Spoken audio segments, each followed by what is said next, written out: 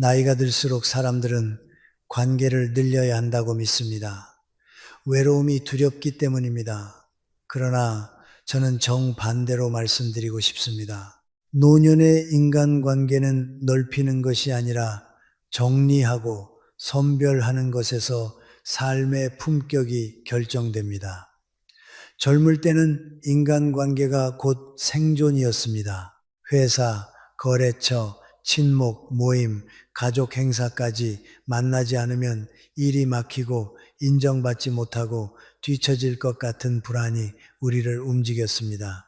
하지만 은퇴 이후에도 그 방식 그대로 사람을 붙잡고 살면 관계가 우리를 살리는 것이 아니라 우리를 소모시키기 시작합니다. 그리고 그 소모는 몸이 아니라 마음부터 무너뜨립니다. 노후에 가장 위험한 착각은 예전 인연이니까 계속 이어야 한다는 생각입니다. 인연은 시간을 먹고 자라지만 모든 인연이 성숙해지는 것은 아닙니다. 어떤 인연은 시간이 지나며 더 깊어지지만 어떤 인연은 시간이 지나며 더 얄팍해지고 더 계산적으로 변합니다. 젊을 때 함께 울고 웃던 친구도 노년에는 서로의 사정이 달라지며 언어가 바뀝니다. 말이 달라진다는 것은 마음이 달라졌다는 뜻이기도 합니다. 예전에는 괜찮아, 네가 최고야 라고 말하던 사람이 어느 순간부터는 그 나이에 아직 그것도 못했어 라는 식으로 평가하기 시작합니다. 여기서 많은 분들이 상처를 받습니다. 그런데 상처받은 뒤에도 관계를 끊지 못하는 이유는 단 하나입니다. 추억 때문입니다. 추억은 따뜻하지만 추억만으로 오늘의 나를 지탱할 수는 없습니다. 노후의 관계는 오늘의 나를 기준으로 재정렬해야 합니다. 저는 노년의 인간관계를 세 종류로 나눠보라고 권합니다. 첫째는 나를 살리는 사람입니다. 만나고 나면 마음이 정돈되고 숨이 편해지고 괜히 삶을 다시 붙들고 싶어지는 사람입니다. 이 사람은 반드시 말이 많지 않아도 됩니다. 오히려 말이 적어도 그 침묵이 편안한 사람입니다.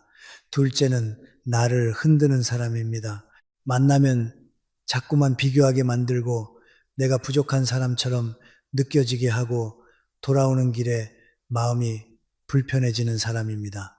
셋째는 나를 소비하는 사람입니다. 부탁이 많고 연락은 늘 자기 필요할 때만 오고 내가 해준 것에 대해서는 당연하게 여기고 해주지 않으면 서운해하는 사람입니다. 이 세 부류 중 노후에 가장 멀리해야 할 사람은 둘째와 셋째입니다. 왜냐하면 노년은 회복력이 젊을 때처럼 빠르지 않기 때문입니다. 한번 흔들린 마음은 며칠이 아니라 몇 달을 끌고 갈 수 있습니다. 한번 소비당한 자존감은 다시 채우기가 어렵습니다. 여기서 많은 분들이 묻습니다. 그래도 사람이 없으면 더 외롭지 않습니까? 중요한 것은 사람의 수가 아니라 관계의 질입니다. 외로움은 타인이 없어서 생기는 것이 아니라 내가 나 자신과 함께 있지 못해서 생깁니다. 사람들 틈에 있어도 외로운 사람이 있고 혼자 있어도 충만한 사람이 있습니다. 노후에 필요한 것은 관계를 늘리는 기술이 아니라 혼자 있어도 무너지지 않는 마음의 중심입니다. 그 중심이 생기면 관계는 선택이 됩니다. 선택이 되는 순간부터 인간관계는 더 이상 고통이 아니라 생활의 한 부분으로 정리됩니다. 노년의 관계를 정리하려면 먼저 마음속에 남아있는 의무감부터 점검해야 합니다. 내가 먼저 연락해야 예의지, 내가 챙겨야 인간이지, 내가 참고 넘어가야지, 이런 생각들이 습관이 되어 있는 분들이 많습니다. 하지만 저는 묻고 싶습니다. 그 예의가 과연 나를 살렸습니까? 그 인간됨이 과연 나를 지켜줬습니까? 참고 넘어간 일이 정말로 관계를 깊게 만들었습니까? 오히려 대체로는 반대입니다. 내가 참고 넘어갈수록 상대는 더 쉽게 선을 넘고 내가 챙길수록 상대는 더 당연하게 받아들입니다.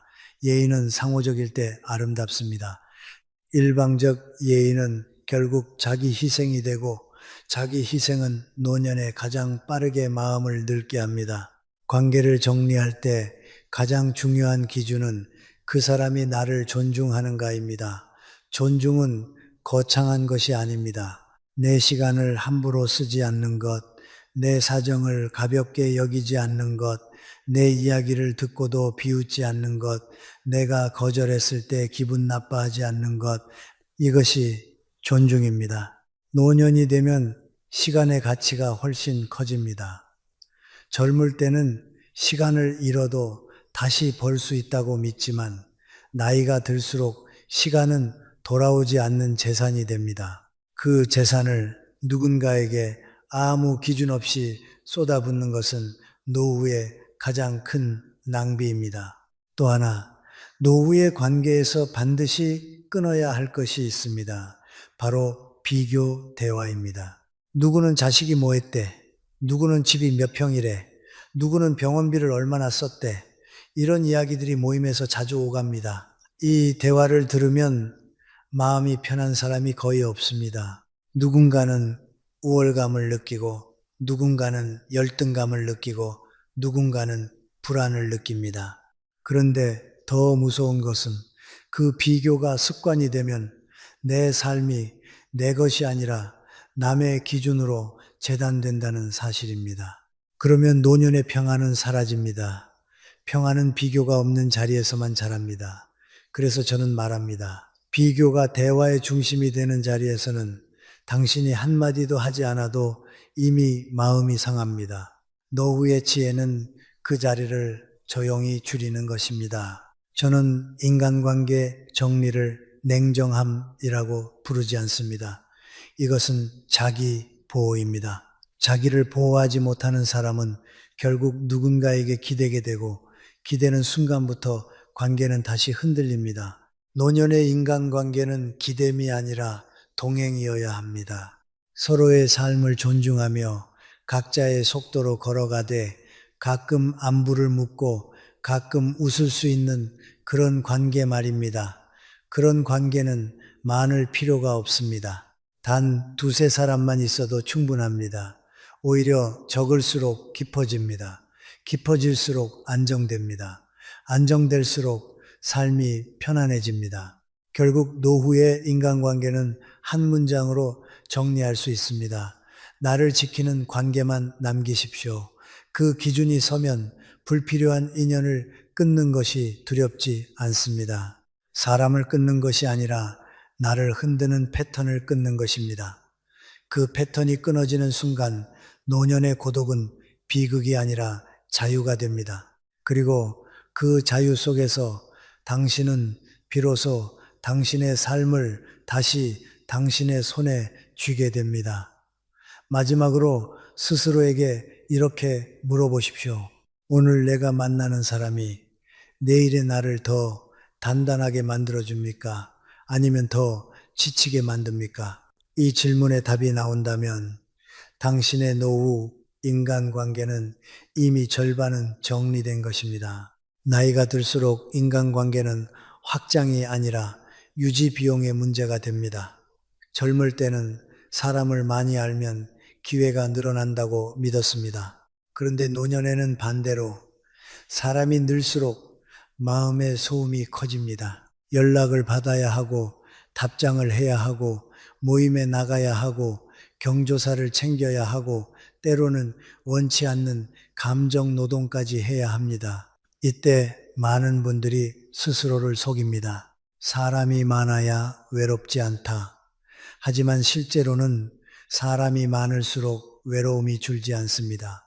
오히려 진짜 내 편이 없는 자리에서는 더 공허해집니다. 그래서 노년의 관계는 누가 내 인생에 남을 사람인가를 정하는 기술이 아니라 누가 내 마음을 빼앗아 가는가를 알아차리는 감각에서 시작합니다. 관계를 정리하려면 먼저 신호를 읽어야 합니다. 사람은 말로만 상처를 주지 않습니다. 태도로 상처를 줍니다. 예를 들어 만나기만 하면 내 인생을 평가하는 사람이 있습니다. 왜 아직도 그걸 해? 그 나이에 그렇게 하면 안 되지. 자식은 그렇게 키우는 게 아닌데 이런 말들은 조언처럼 들리지만 사실은 존중이 없는 말입니다. 조언은 상대를 살리지만 평가는 상대를 무너뜨립니다. 또 어떤 사람은 내 이야기를 들으면서도 결론은 늘 자기 이야기로 끝냅니다. 내가 힘들다고 말하면 나는 더 힘들었어로 돌아갑니다. 이런 관계는 대화가 아니라 경쟁이 됩니다. 경쟁이 된 관계는 오래 갈수록 내 마음을 닳게 합니다. 노년에는 마음이 닳는 속도가 인생을 결정합니다. 몸이 아니라 마음이 먼저 무너지기 때문입니다.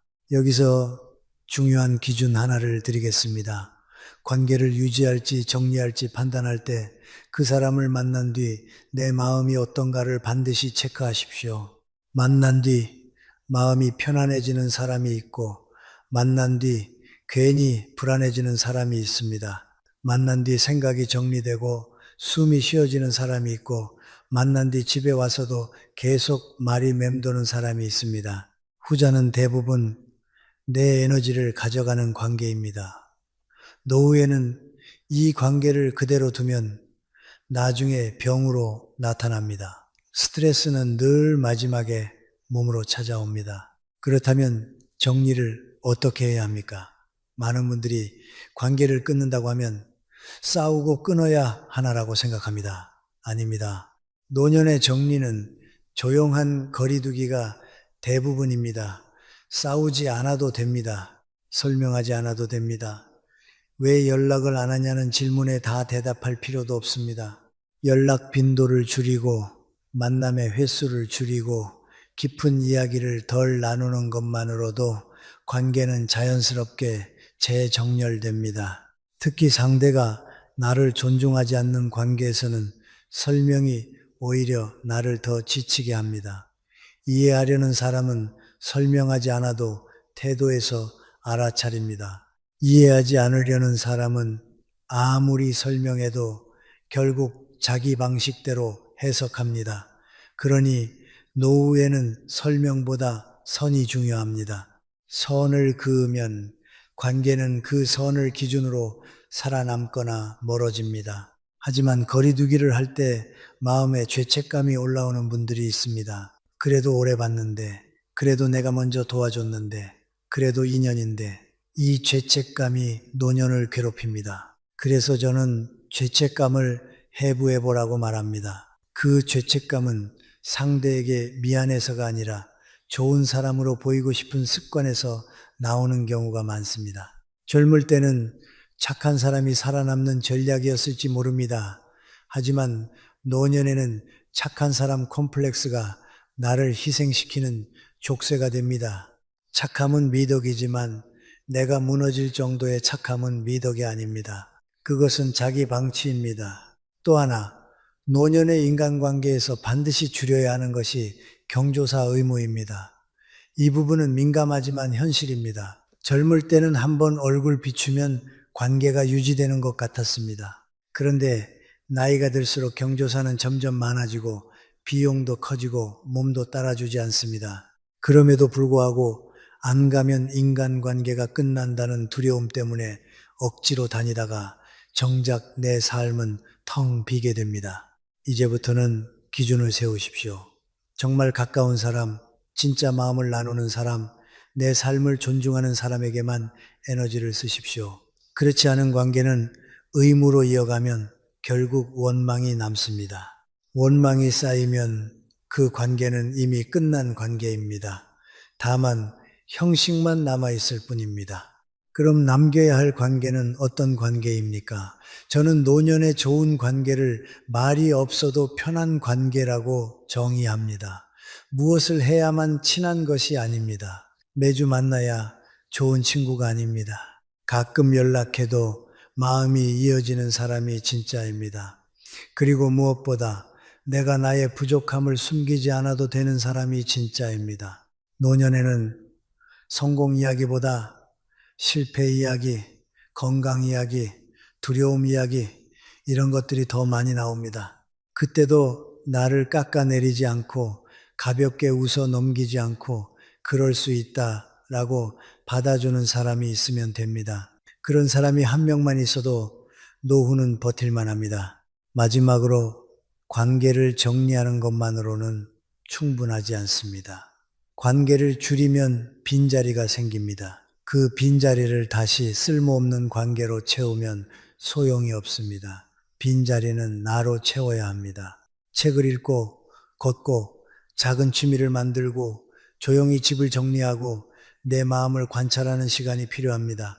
혼자 있는 시간을 견디는 것이 아니라 혼자 있는 시간을 누리는 훈련을 해야 합니다. 그러면 인간관계는 더 이상 생존이 아니라 선택이 됩니다. 선택이 되면 두려움이 줄고 두려움이 줄면 노년의 얼굴이 달라집니다.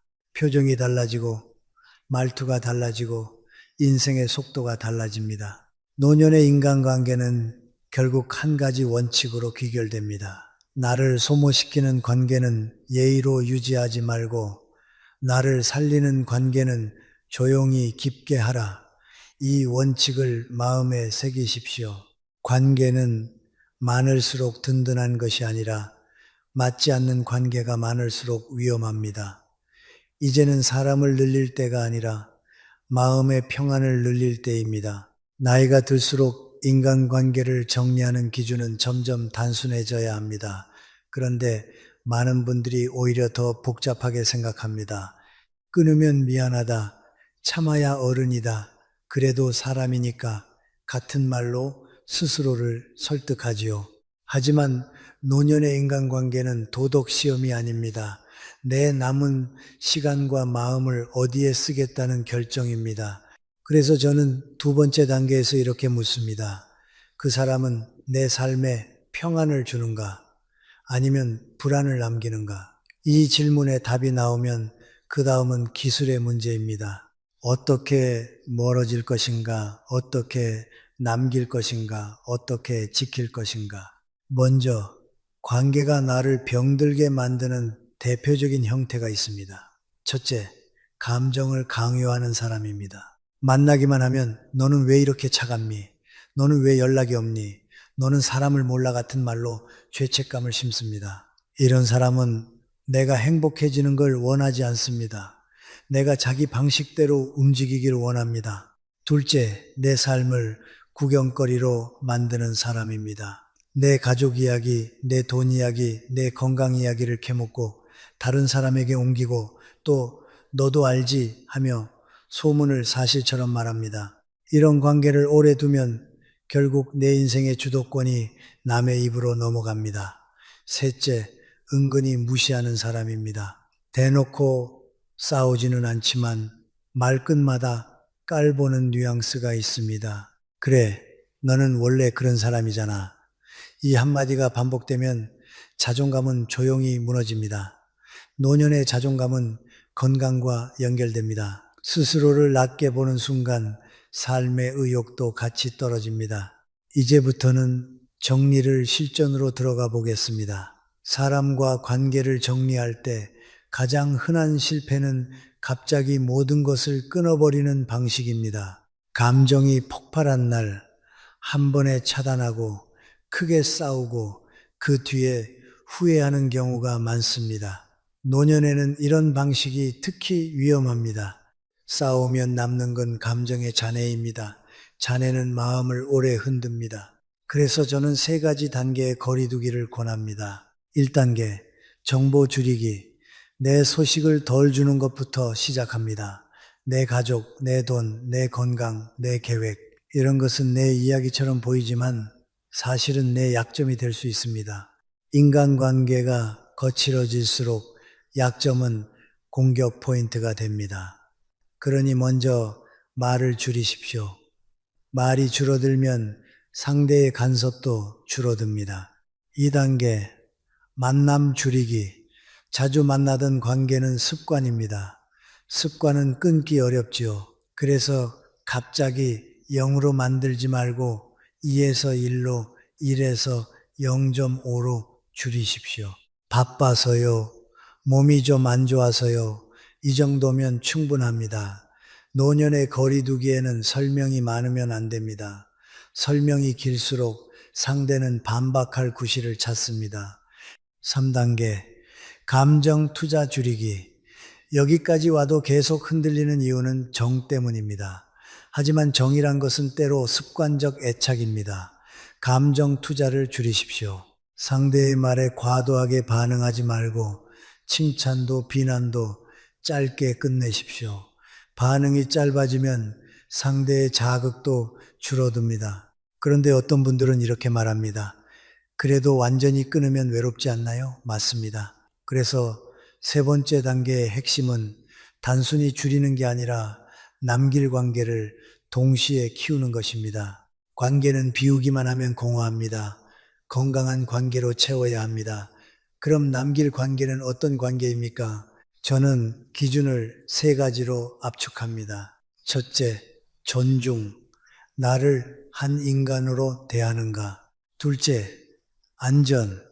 내 이야기가 밖으로 새지 않는가. 셋째, 회복. 만나고 나면 마음이 회복되는가. 이 세 가지가 있는 관계는 숫자가 많을 필요가 없습니다. 한두 사람으로도 충분합니다. 오히려 노년에는 관계의 양보다 질의 삶을 결정합니다. 젊을 때는 인맥이 자산이라고 말하지만 노년에는 인맥이 부채가 되는 순간이 옵니다. 그 부채를 정리하지 않으면 나중에는 내 시간이 빚 갚는 데 다 쓰입니다. 여기서 꼭 짚고 넘어가야 할 것이 가족 관계입니다. 특히 형제자매, 친척 관계에서 노년이 가장 힘들어집니다. 가족이니까 참아야지 라는 말이 너무 쉽게 나오기 때문입니다. 그러나 가족이라고 해서 무례가 허용되는 것은 아닙니다. 가족은 더 조심해야 합니다.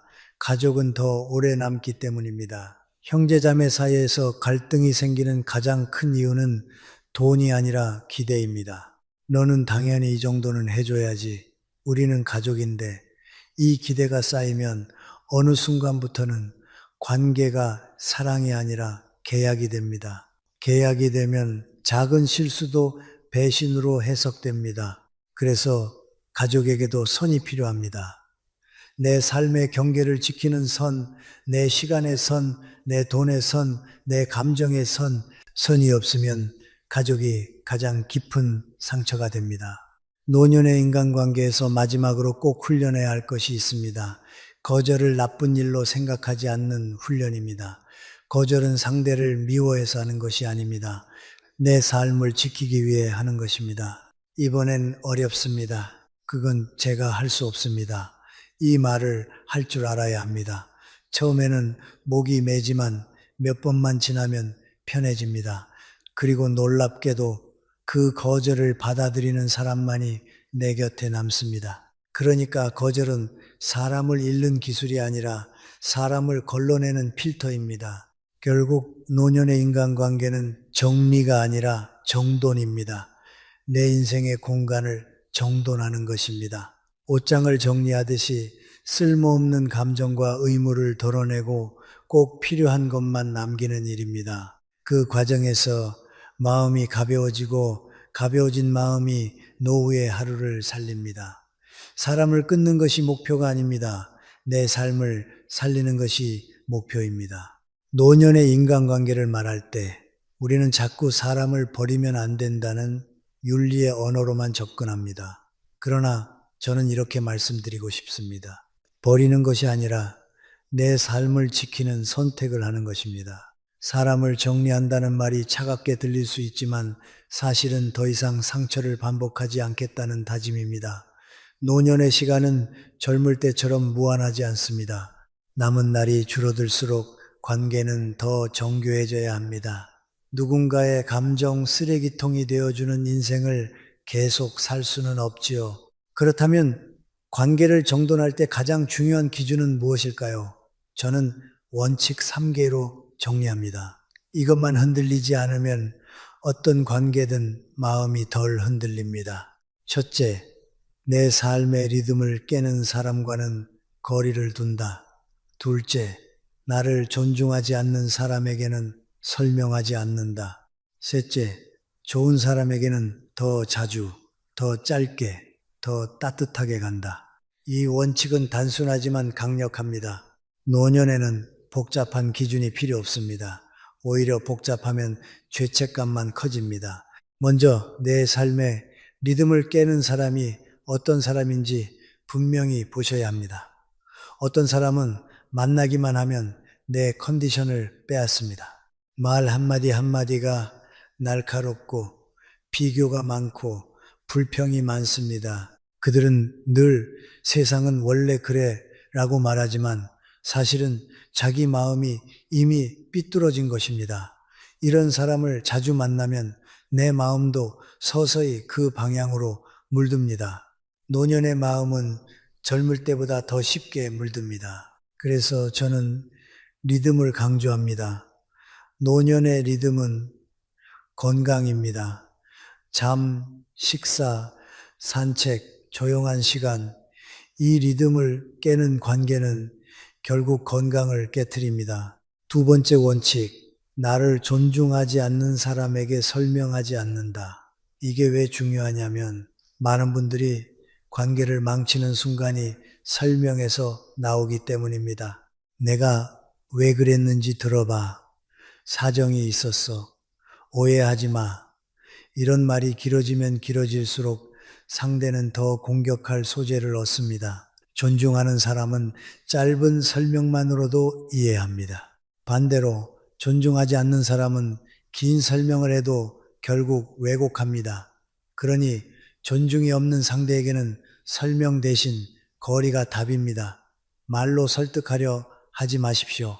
말로 설득하려는 순간 이미 주도권을 상대에게 넘긴 것입니다. 세 번째 원칙이 가장 중요합니다. 좋은 사람에게는 더 자주, 더 짧게, 더 따뜻하게 간다. 노년의 관계는 자주 만나서 오래 이야기하는 것이 꼭 좋은 게 아닙니다. 오히려 부담이 될 수 있습니다. 대신 짧게 안부를 묻고 따뜻하게 마음을 전하고 자주 연결되는 것이 좋습니다. 예를 들어 전화 3분이면 충분합니다. 오늘 잘 지내셨습니까? 건강은 어떠십니까? 다음에 차 한잔 하시지요. 이 정도면 관계가 살아 있습니다.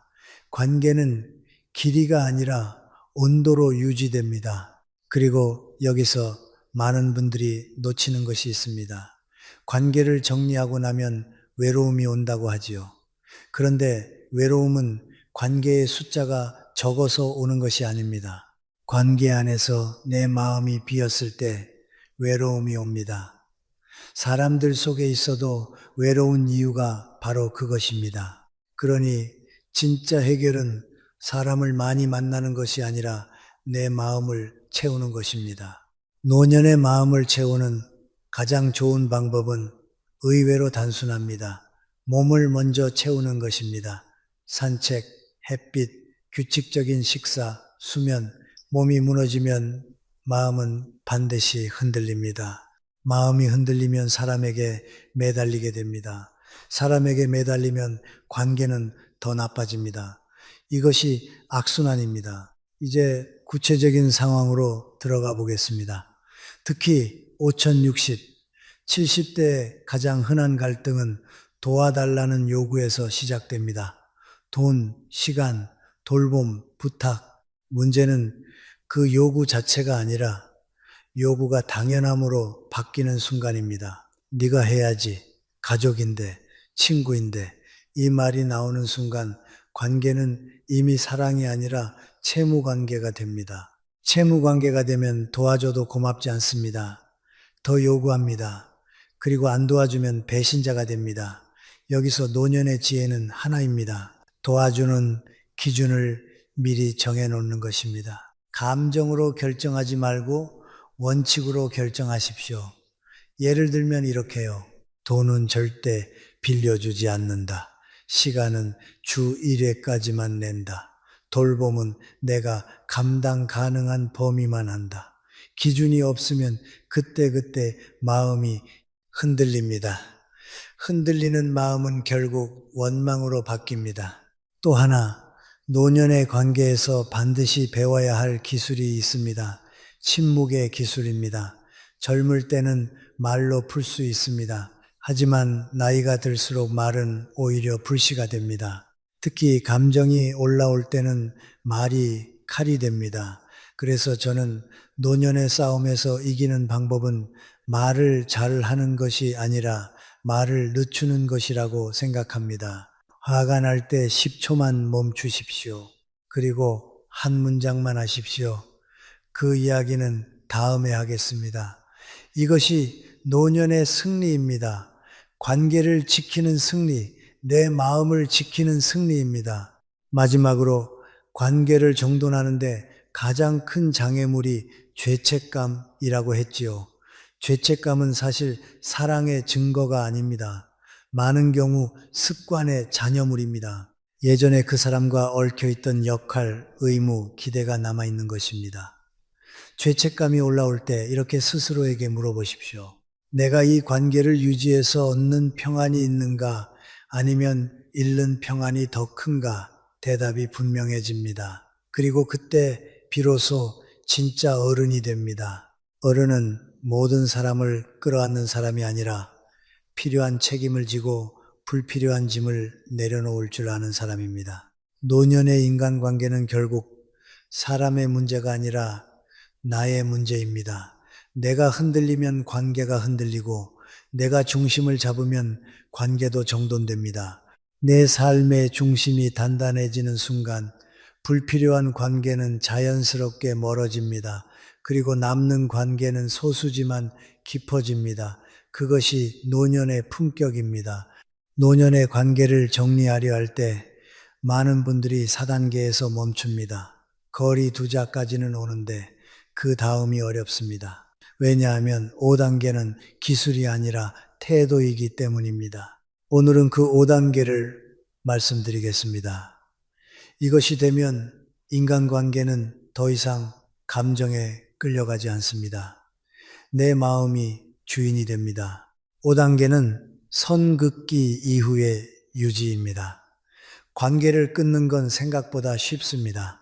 어려운 건 끊지 않으면서도 흔들리지 않는 것입니다. 특히 가족, 오랜 친구, 이웃처럼 완전히 단절이 현실적으로 어려운 관계에서는 결국 우리가 배워야 하는 것이 유지형 거리입니다. 만나기는 만나되 내 마음을 빼앗기지 않는 거리. 이것이 노년의 고급 기술입니다. 먼저 선을 그었으면 원칙을 문장으로 고정해야 합니다.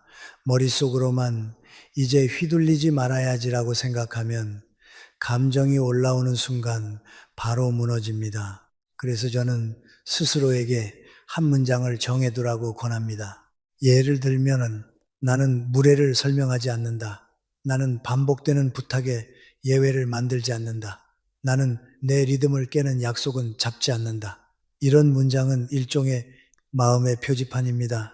표지판이 없으면 길을 잃습니다. 두 번째는 반응 속도를 늦추는 것입니다. 관계에서 휘둘리는 대부분의 이유는 즉시 반응 때문입니다. 전화가 오면 바로 받는다. 톡이 오면 바로 답한다. 부탁이 오면 바로 결론을 낸다. 이 습관이 상대에게 신호를 줍니다. 이 사람은 바로 움직이는 사람이다. 그러면 요구는 더 커집니다. 노년에는 반응 속도를 늦추셔야 합니다. 전화는 부재중으로 두고 마음이 정리된 후에 걸면 됩니다. 메시지도 확인했습니다. 나중에 답드리겠습니다. 한 줄이면 충분합니다. 속도를 늦추는 순간 주도권이 돌아옵니다. 세 번째는 대화의 길이를 짧게 관리하는 것입니다. 특히 감정형 인간관계는 길어질수록 손해입니다. 상대가 하소연을 길게 하면 결국 마지막엔 욕으로 이어집니다. 또는 죄책감을 심습니다. 그래서 저는 노년의 대화는 짧게, 따뜻하게, 결론 있게 하라고 말씀드립니다. 건강은 어떠세요? 잘 지내셨죠? 그리고 중요한 건 이겁니다. 그건 제가 어렵습니다. 이 한 문장을 길게 설명하지 마십시오. 길게 설명하는 순간 설득의 싸움이 됩니다. 네 번째는 반복 패턴을 기록하는 것입니다. 사람이 변하지 않는다는 말이 아닙니다. 하지만 대부분의 갈등은 특정 패턴으로 반복됩니다. 예를 들면 늘밤 10시에 전화해서 하소연한다, 만나면 항상 남 이야기로 험담한다, 돈 이야기를 꺼낸다, 자녀를 비교한다, 이런 패턴을 눈치채지 못하면 계속 당합니다. 그래서 저는 관계 메모를 추천합니다. 종이에 적어도 됩니다. 그 사람을 만나면 내가 어떤 감정이 드는가, 무슨 말이 반복되는가, 기록하면 객관화가 됩니다. 객관화가 되면 죄책감이 줄어듭니다. 죄책감이 줄어들면 선이 유지됩니다. 그리고 마지막 5단계의 핵심은 거절 이후의 후폭풍을 견디는 힘입니다. 선을 그으면 반드시 후폭풍이 옵니다. 서운함, 뒷말, 비난, 때로는 너 변했다는 말이 옵니다. 여기서 많은 분들이 흔들립니다. 하지만 저는 이렇게 말합니다. 당신이 변한 게 아니라 상대가 당연히 누리던 것을 잃은 것 뿐입니다. 누군가가 당신의 선을 불편해한다면 그 선이 필요하다는 뜻입니다. 선을 그은 뒤에 평온이 오는 것이 아니라 선을 지킨 뒤에 평온이 옵니다. 이 순서를 꼭 기억하셔야 합니다. 자, 그러면 후폭풍을 어떻게 견디느냐? 저는 3가지로 정리합니다. 첫째, 죄책감과 책임감을 구분하십시오. 상대가 서운해하는 것은 내 죄가 아닙니다. 둘째, 반복되는 문장을 준비하십시오. 그건 제가 어렵습니다. 이번에는 못합니다. 제 사정상 힘듭니다. 말을 바꾸지 마십시오. 말이 바뀌면 상대는 틈을 찾습니다. 셋째, 대체 행동을 정해 두십시오. 마음이 흔들릴 때는 사람에게 연락하지 말고 몸을 움직이십시오. 산책 20분, 물 한 잔, 스트레칭, 몸이 안정되면 마음이 안정됩니다.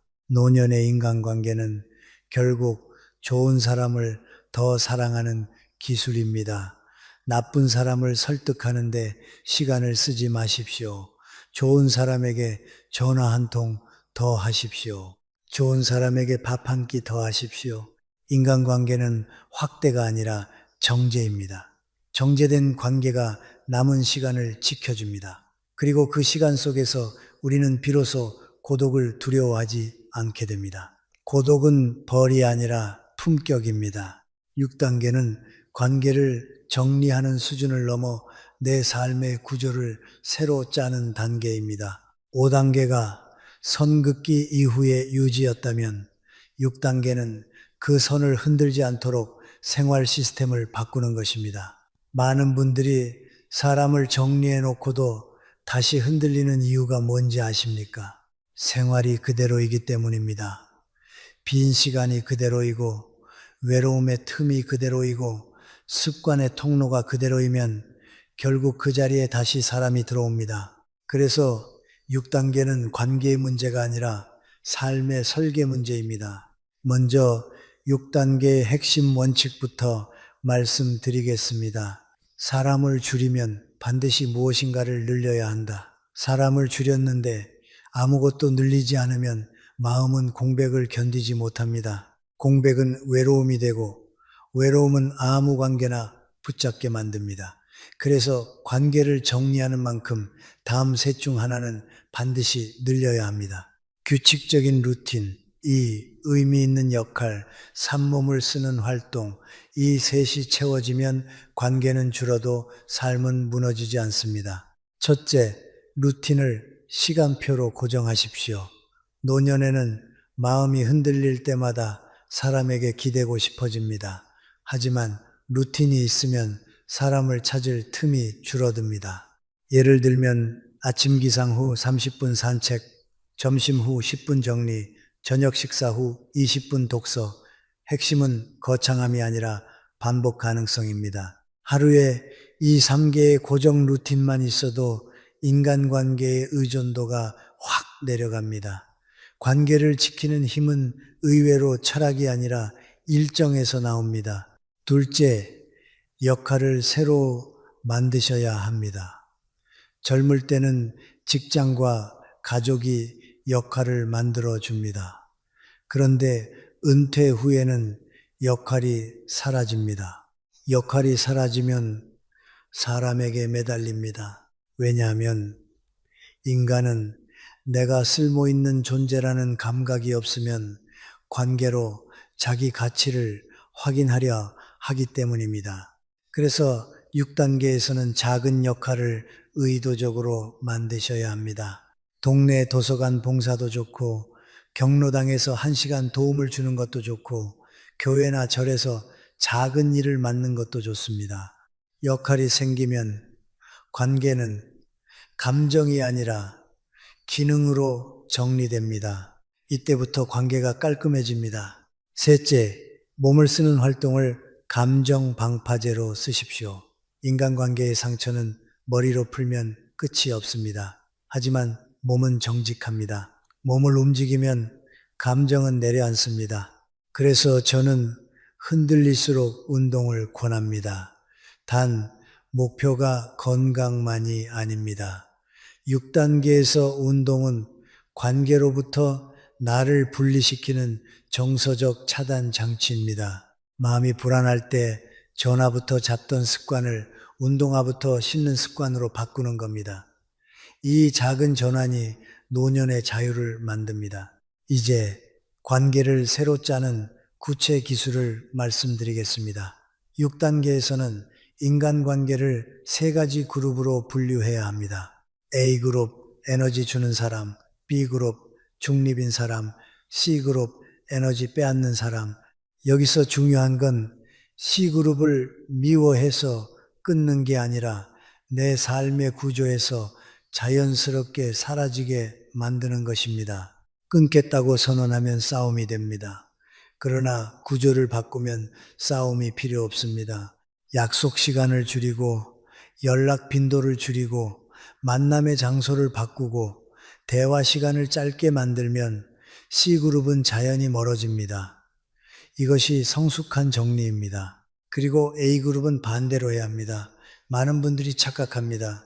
좋은 관계는 가만히 둬도 유지된다고 생각합니다. 아닙니다. 좋은 관계도 관리하지 않으면 약해집니다. 6단계에서는 A그룹에게 의도적으로 투자해야 합니다. 한 달에 한 번이라도 먼저 연락하고 작은 선물을 하기보다 작은 정성을 보이십시오. 당신 덕분에 내가 편안합니다. 이 말을 하는 순간 좋은 관계는 깊어집니다. 노년의 인간관계는 넓이가 아니라 깊이입니다. 또 하나, 6단계에서 반드시 해야 할 것이 있습니다. 정보 다이어트입니다. 사람을 정리해도 정보가 많으면 마음은 다시 시끄러워집니다. 특히 주변 소문, 가족의 갈등 이야기, 남의 자녀 성공담 같은 정보는 관계를 다시 흔듭니다. 그래서 저는 듣지 않는 선택을 하라고 합니다. 듣지 않으면 편합니다. 편하면 관계에 휘둘리지 않습니다. 노년의 평온은 무엇을 하느냐보다 무엇을 안 하느냐에서 만들어집니다. 마지막으로 6단계의 결론을 드리겠습니다. 노년의 관계는 사람이 아니라 환경이 결정합니다. 사람을 바꾸려 하지 마십시오. 내 환경을 바꾸십시오. 내 시간을 바꾸고, 내 루틴을 바꾸고, 내 역할을 바꾸고, 내 몸을 바꾸면 관계는 따라 바뀝니다. 그리고 어느 순간 깨닫게 됩니다. 아, 내가 사람을 잃은 게 아니구나. 내가 나를 되찾은 거구나. 정리하겠습니다. 6단계는 관계를 정리한 이후 다시 흔들리지 않도록 삶의 구조를 재설계하는 단계입니다. 루틴을 만들고 역할을 만들고 몸을 움직이십시오. 그 안에서 좋은 사람은 더 가까워지고 나쁜 사람은 저절로 멀어집니다. 그때 비로소 노년의 인간관계는 두려움이 아니라 선택이 됩니다. 7단계는 관계를 관리하는 사람이 아니라 관계 밖에서도 평온한 사람으로 완성되는 단계입니다. 6단계에서 삶의 구조를 바꿨다면 7단계에서는 그 구조 위에 내면의 기준을 세워야 합니다. 다시 말해 사람 때문에 흔들리지 않는 마지막 장치가 필요합니다. 그 장치는 돈도 아니고 자녀도 아니고 건강도 아닙니다. 가치관입니다. 노년의 인간관계는 결국 누가 내 편이냐가 아니라 내가 어떤 사람으로 살 것인가에서 끝이 납니다. 먼저 7단계의 핵심 문장을 하나 드리겠습니다. 나는 관계로 증명하지 않는다. 나는 삶으로 증명한다. 젊을 때는 관계가 곧 성과였습니다.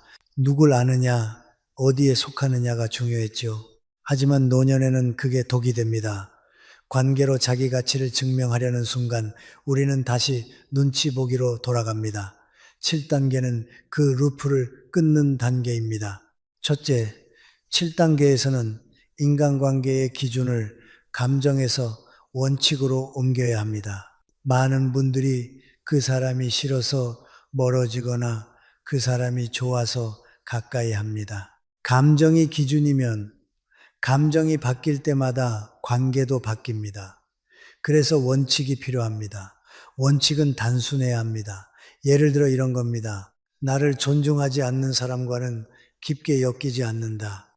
나의 시간을 당연하게 요구하는 사람과는 거리를 둔다. 내가 죄책감을 느끼게 만드는 관계는 끊는다. 이 세 가지 원칙만 있어도 관계의 대부분은 정리됩니다. 둘째, 7단계의 중요한 훈련은 거절의 죄책감을 버리는 것입니다.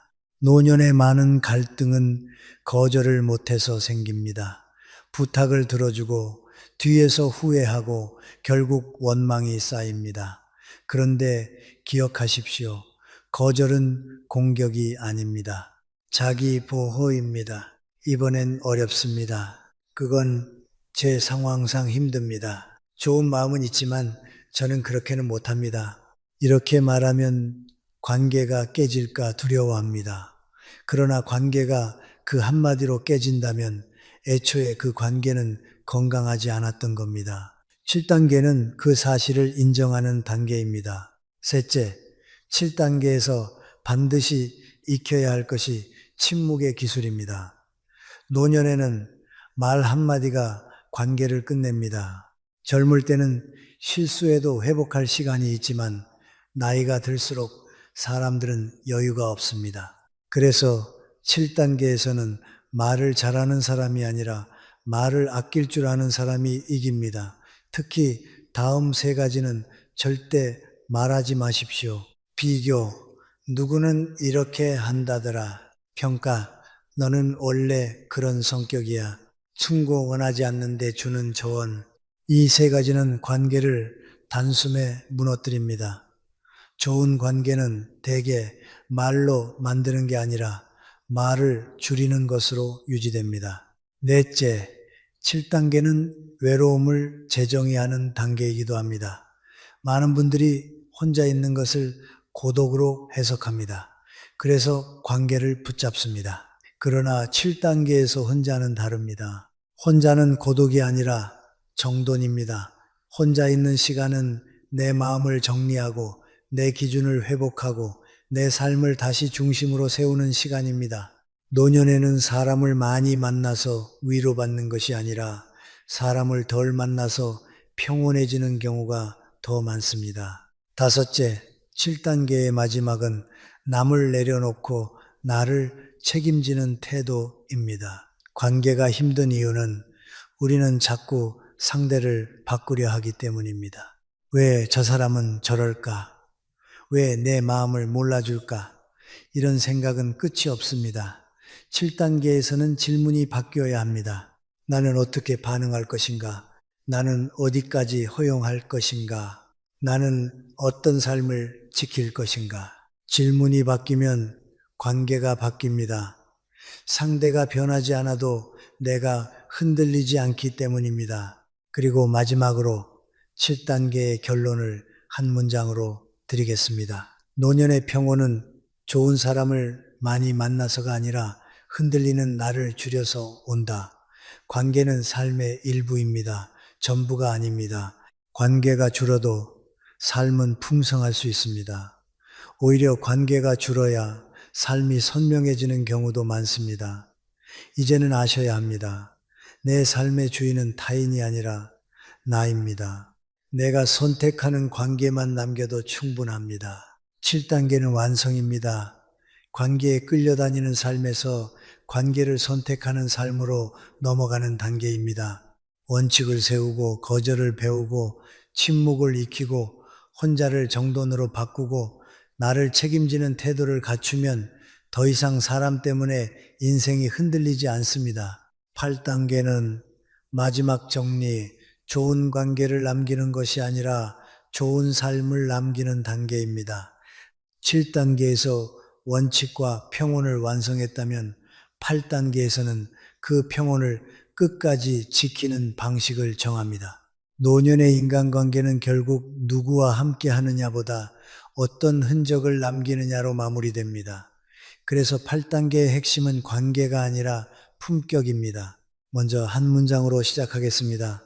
인생의 끝은 사람의 수가 아니라 마음의 무게로 결정됩니다. 사람을 많이 아는 것이 중요한 게 아닙니다. 내 마음을 무겁게 하는 관계를 줄이고 내 마음을 가볍게 하는 삶을 남기는 것이 중요합니다. 첫째, 8단계에서 가장 먼저 해야 할 일은 미련의 정리입니다. 노년의 관계가 고통스러운 이유는 사실 사람 때문만이 아니라 과거에 대한 미련 때문입니다. 그때 내가 조금만 달랐더라면, 저 사람과 끝까지 갔더라면, 왜 나는 인정받지 못했을까? 이런 미련은 관계의 형태로 다시 나타납니다. 과거를 붙잡는 사람은 현재에서도 사람을 붙잡습니다. 8단계에서는 이렇게 결론을 내야 합니다. 지나간 인연은 지나간 자리에서 끝난다. 내 삶은 앞으로 나아가야 합니다. 둘째, 8단계의 실천은 관계의 청구서를 버리는 것입니다. 우리는 은근히 계산합니다. 내가 해준 게 얼만데, 내가 희생한 게 얼만데, 나는 그 사람을 위해 이렇게 했는데, 이 계산은 결국 원망이 됩니다. 그리고 원망은 노년을 가장 빠르게 병들게 합니다. 8단계에서 필요한 태도는 단순합니다. 나는 내가 선택해서 했다. 내가 선택한 행동은 상대의 반응과 무관하게 내 책임으로 남겨야 합니다. 그래야 마음이 가벼워집니다. 셋째, 8단계는 용서가 아니라 분리의 기술을 배우는 단계입니다. 많은 분들이 착각합니다. 마음이 편하려면 용서해야 한다. 용서는 좋은 일이지만 모든 경우에 필수는 아닙니다. 특히 상처가 깊은 관계에서 억지로 용서하려 하면 오히려 자기를 속이게 됩니다. 8단계에서 더 현실적인 방법은 이것입니다. 미워하지 않되 가까이 하지 않는다. 감정은 내려놓되 거리는 유지하는 것입니다. 이게 노년의 지혜입니다. 넷째, 8단계는 남의 평가에서 완전히 졸업하는 단계입니다. 노년에도 사람들은 평가를 두려워합니다. 저 사람은 나를 어떻게 볼까? 나를 무시하지 않을까? 그래서 괜히 과장하고, 괜히 설명하고, 괜히 인정받으려 합니다. 그러나 노년의 평온은 평가에서 벗어날 때 시작됩니다. 8단계의 문장은 이겁니다. 나는 설명하지 않는다. 나는 증명하지 않는다. 내 인생은 내 인생입니다. 이해받지 못해도 괜찮습니다. 모든 사람에게 좋은 사람일 필요가 없습니다. 다섯째, 8단계에서 반드시 갖춰야 할 것은 작은 품격입니다. 품격은 큰 말이 아닙니다. 노년의 품격은 아주 작은 습관에서 나옵니다. 약속을 줄이되 한 약속은 지킨다. 말을 줄이되 필요한 말은 따뜻하게 한다. 남을 돕되 자기 희생으로 돕지 않는다. 관계를 끈되 비난으로 끊지 않는다. 이런 작은 태도가 쌓이면 남는 것은 관계가 아니라 사람이 남기는 분위기입니다. 사람들은 결국 당신이 무엇을 했는지보다 당신 곁에 있을 때 마음이 편했는지를 기억합니다. 여섯째, 8단계의 핵심 실천은 감사할 사람 3명만 남기는 것입니다. 노년의 인간관계를 풍요롭게 만드는 비결은 네트워크가 아닙니다. 깊이입니다. 지금 당신에게 정말 감사한 사람이 3명만 있어도 충분합니다. 가족이든 친구든 이웃이든 한 사람이라도 진심으로 대할 수 있다면 그게 인생의 승리입니다. 그리고 나머지는 정중한 거리로 남기면 됩니다. 가까워지지 않아도 좋고 멀어지지 않아도 좋습니다. 적당히 무리하지 않게. 일곱째, 8단계의 마지막은 죽음의 준비가 아니라 삶의 마무리입니다. 죽음을 생각하면 많은 분들이 두려워합니다. 그러나 노년의 마지막 숙제는 죽음을 준비하는 게 아니라 오늘을 정리하는 것입니다. 오늘 마음을 가볍게 만들고 오늘 미련을 줄이고 오늘 원망을 덜어내는 것. 그렇게 하루하루를 정리하면 끝은 두려움이 아니라 담담함이 됩니다. 관계도 마찬가지입니다. 오늘 정리할 수 있는 말은 오늘 하고 오늘 내려놓을 수 있는 감정은 오늘 내려놓는 것입니다. 마지막으로 8단계의 결론을 드리겠습니다. 노년의 인간관계는 잘 지키는 기술이 아니라 잘 놓는 용기로 완성됩니다. 잘 놓는 사람은 가볍습니다. 가벼운 사람은 오래 갑니다. 그리고 그 사람의 곁에는 신기하게도 꼭 필요한 사람만 남습니다. 인간관계의 최종 목표는 외롭지 않게 사는 것이 아닙니다. 후회 없이 사는 것입니다. 이제 1단계부터 8단계까지 모두 끝났습니다. 저는 김영석입니다. 인간관계에서 가장 흔한 오해 하나가 있습니다. 내가 많이 베풀면 사람들도 나를 소중히 여길 것이다. 그런데 현실은 자주 그 반대로 흘러갑니다. 많이 돕고 많이 챙긴 사람이 시간이 지날수록 더 외로워지는 장면을 저는 여러 번 보았습니다. 그 이유는 배춤이 나쁘기 때문이 아니라 배춤이 경계 없이 반복될 때 관계의 질서가 무너지기 때문입니다. 처음 도움을 받는 사람은 되게 고마워합니다. 표정도 달라지고 말도 조심스러워집니다. 정말 감사합니다. 미안합니다. 언젠가 꼭 갚겠습니다. 이때까지만 해도 관계는 건강합니다. 그런데 두 번째부터 마음이 조금씩 바뀝니다. 고마움이 줄어드는 것이 아니라 고마움이 익숙함으로 바뀝니다. 익숙함은 편안함을 줍니다. 문제는 그 편안함이 존중을 대신해 버릴 때입니다. 세 번째가 되면 사람은 기대를 품기 시작합니다. 네 번째가 되면 기대는 당연함이 됩니다. 그리고 다섯 번째, 당신이 한번 이번엔 어렵습니다 라고 말하는 순간 상대는 과거의 도움을 떠올리며 고마워하기보다 지금의 거절을 보며 서운해합니다. 여기서 관계는 갑자기 차가워집니다. 도움은 호의였는데 어느새 상대의 마음속에서는 권리처럼 굳어져 있었던 것입니다. 정약용은 사람 사이의 의리를 균형으로 보았습니다. 한쪽이 지나게 많이 주면 균형이 깨지고 균형이 깨진 관계는 오래가기 어렵습니다. 받는 쪽은 빚진 감각이 무뎌지고 주는 쪽은 소진됩니다. 처음에는 받는 사람도 미안함이 있습니다. 그런데 반복되면 미안함이 사라집니다. 그리고 미안함이 사라지는 순간 존중이 함께 사라집니다. 왜냐하면 사람은 미안함이 있을 때만 조심하기 때문입니다. 조심하지 않는 관계에서 존중은 잘할 수 없습니다. 그래서 저는 좋은 사람이 되는 것보다 존중받는 사람이 되는 법을 먼저 배워야 한다고 말합니다. 존중받는 사람은 차갑게 굴기 때문이 아닙니다. 관계의 질서를 지키기 때문입니다. 많은 분들이 부탁을 거절하지 못합니다. 상대가 어려운 처지처럼 보이면 마음이 약해집니다. 내가 조금만 더 참으면 되지, 이번 한 번만 도와주자, 이런 마음이 쌓여서 결국 습관이 됩니다. 당신은 어느새 문제 해결사가 됩니다. 급한 일이 생기면 당신부터 찾습니다. 귀찮은 일이 생기면 당신에게 떠넘깁니다. 그들은 악의를 품지 않았을 수도 있습니다. 그러나 결과는 같습니다. 당신의 시간과 에너지는 줄어들고 당신의 삶은 점점 가벼워지지 않습니다. 당신이 자기 문제를 돌볼 여유가 사라지기 때문입니다. 그리고 더 무서운 순간이 옵니다. 당신이 지쳐서 선을 긋기 시작하면 사람들은 당신의 피로를 이해하기보다 왜 변했지? 라고 생각합니다. 그들이 사랑했던 것은 당신이라는 사람이라기보다 당신이 제공하던 편리함이었을 가능성이 큽니다. 여기서 중요한 원칙 하나를 말씀드리겠습니다. 존중받는 사람은 도움을 주되 범위를 분명히 합니다. 도와줄게라고만 말하지 않습니다. 여기까지는 가능해. 이번 한 번만, 이 정도까지만 이렇게 선을 먼저 긋습니다. 그러면 상대는 그 범위 안에서 기대치를 조절합니다. 반대로 언제든 말해라고 해버리면 상대는 어디까지 가능한지 모릅니다. 그리고 인간은 모르면 더 요구합니다.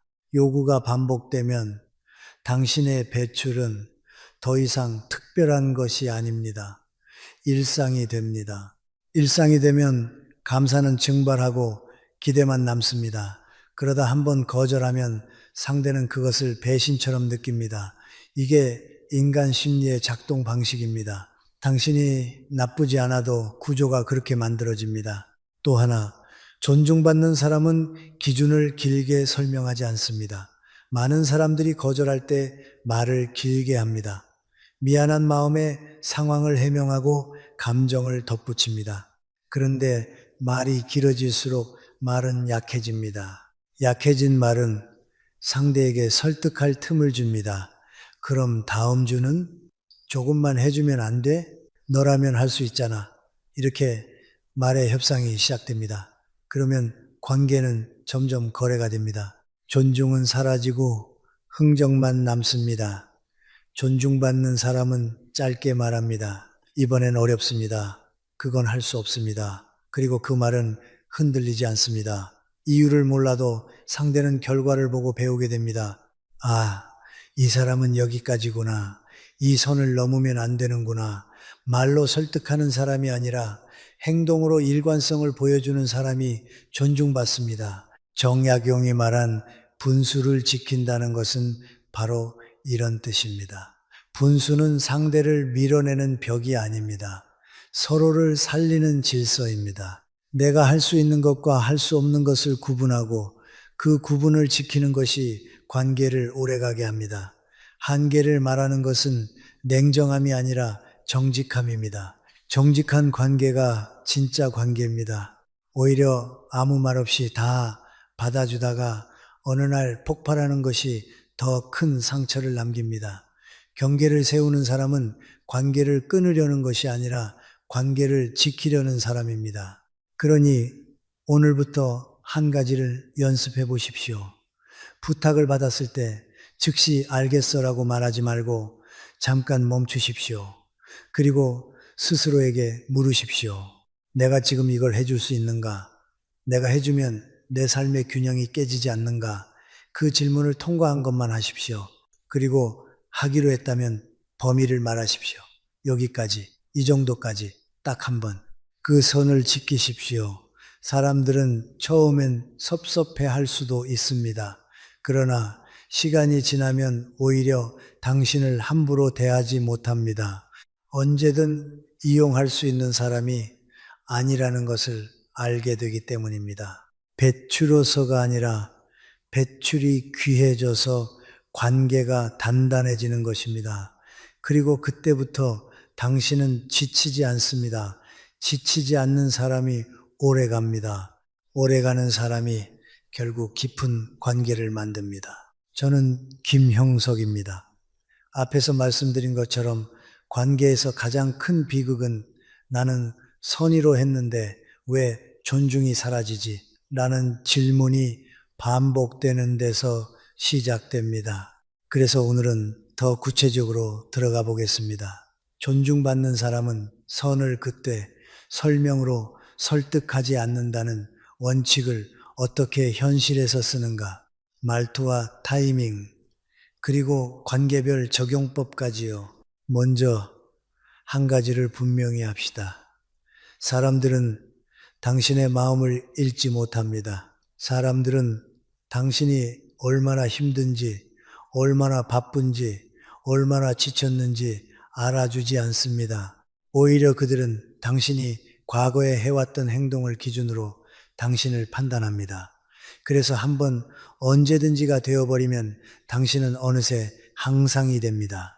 그때부터 부탁은 요청이 아니라 일정이 되고 도움은 호의가 아니라 기본값이 됩니다. 이 흐름을 끊는 유일한 방법은 처음부터 범위를 말하는 것입니다. 그리고 그 범위를 말할 때 말이 길어지면 대부분 실패합니다.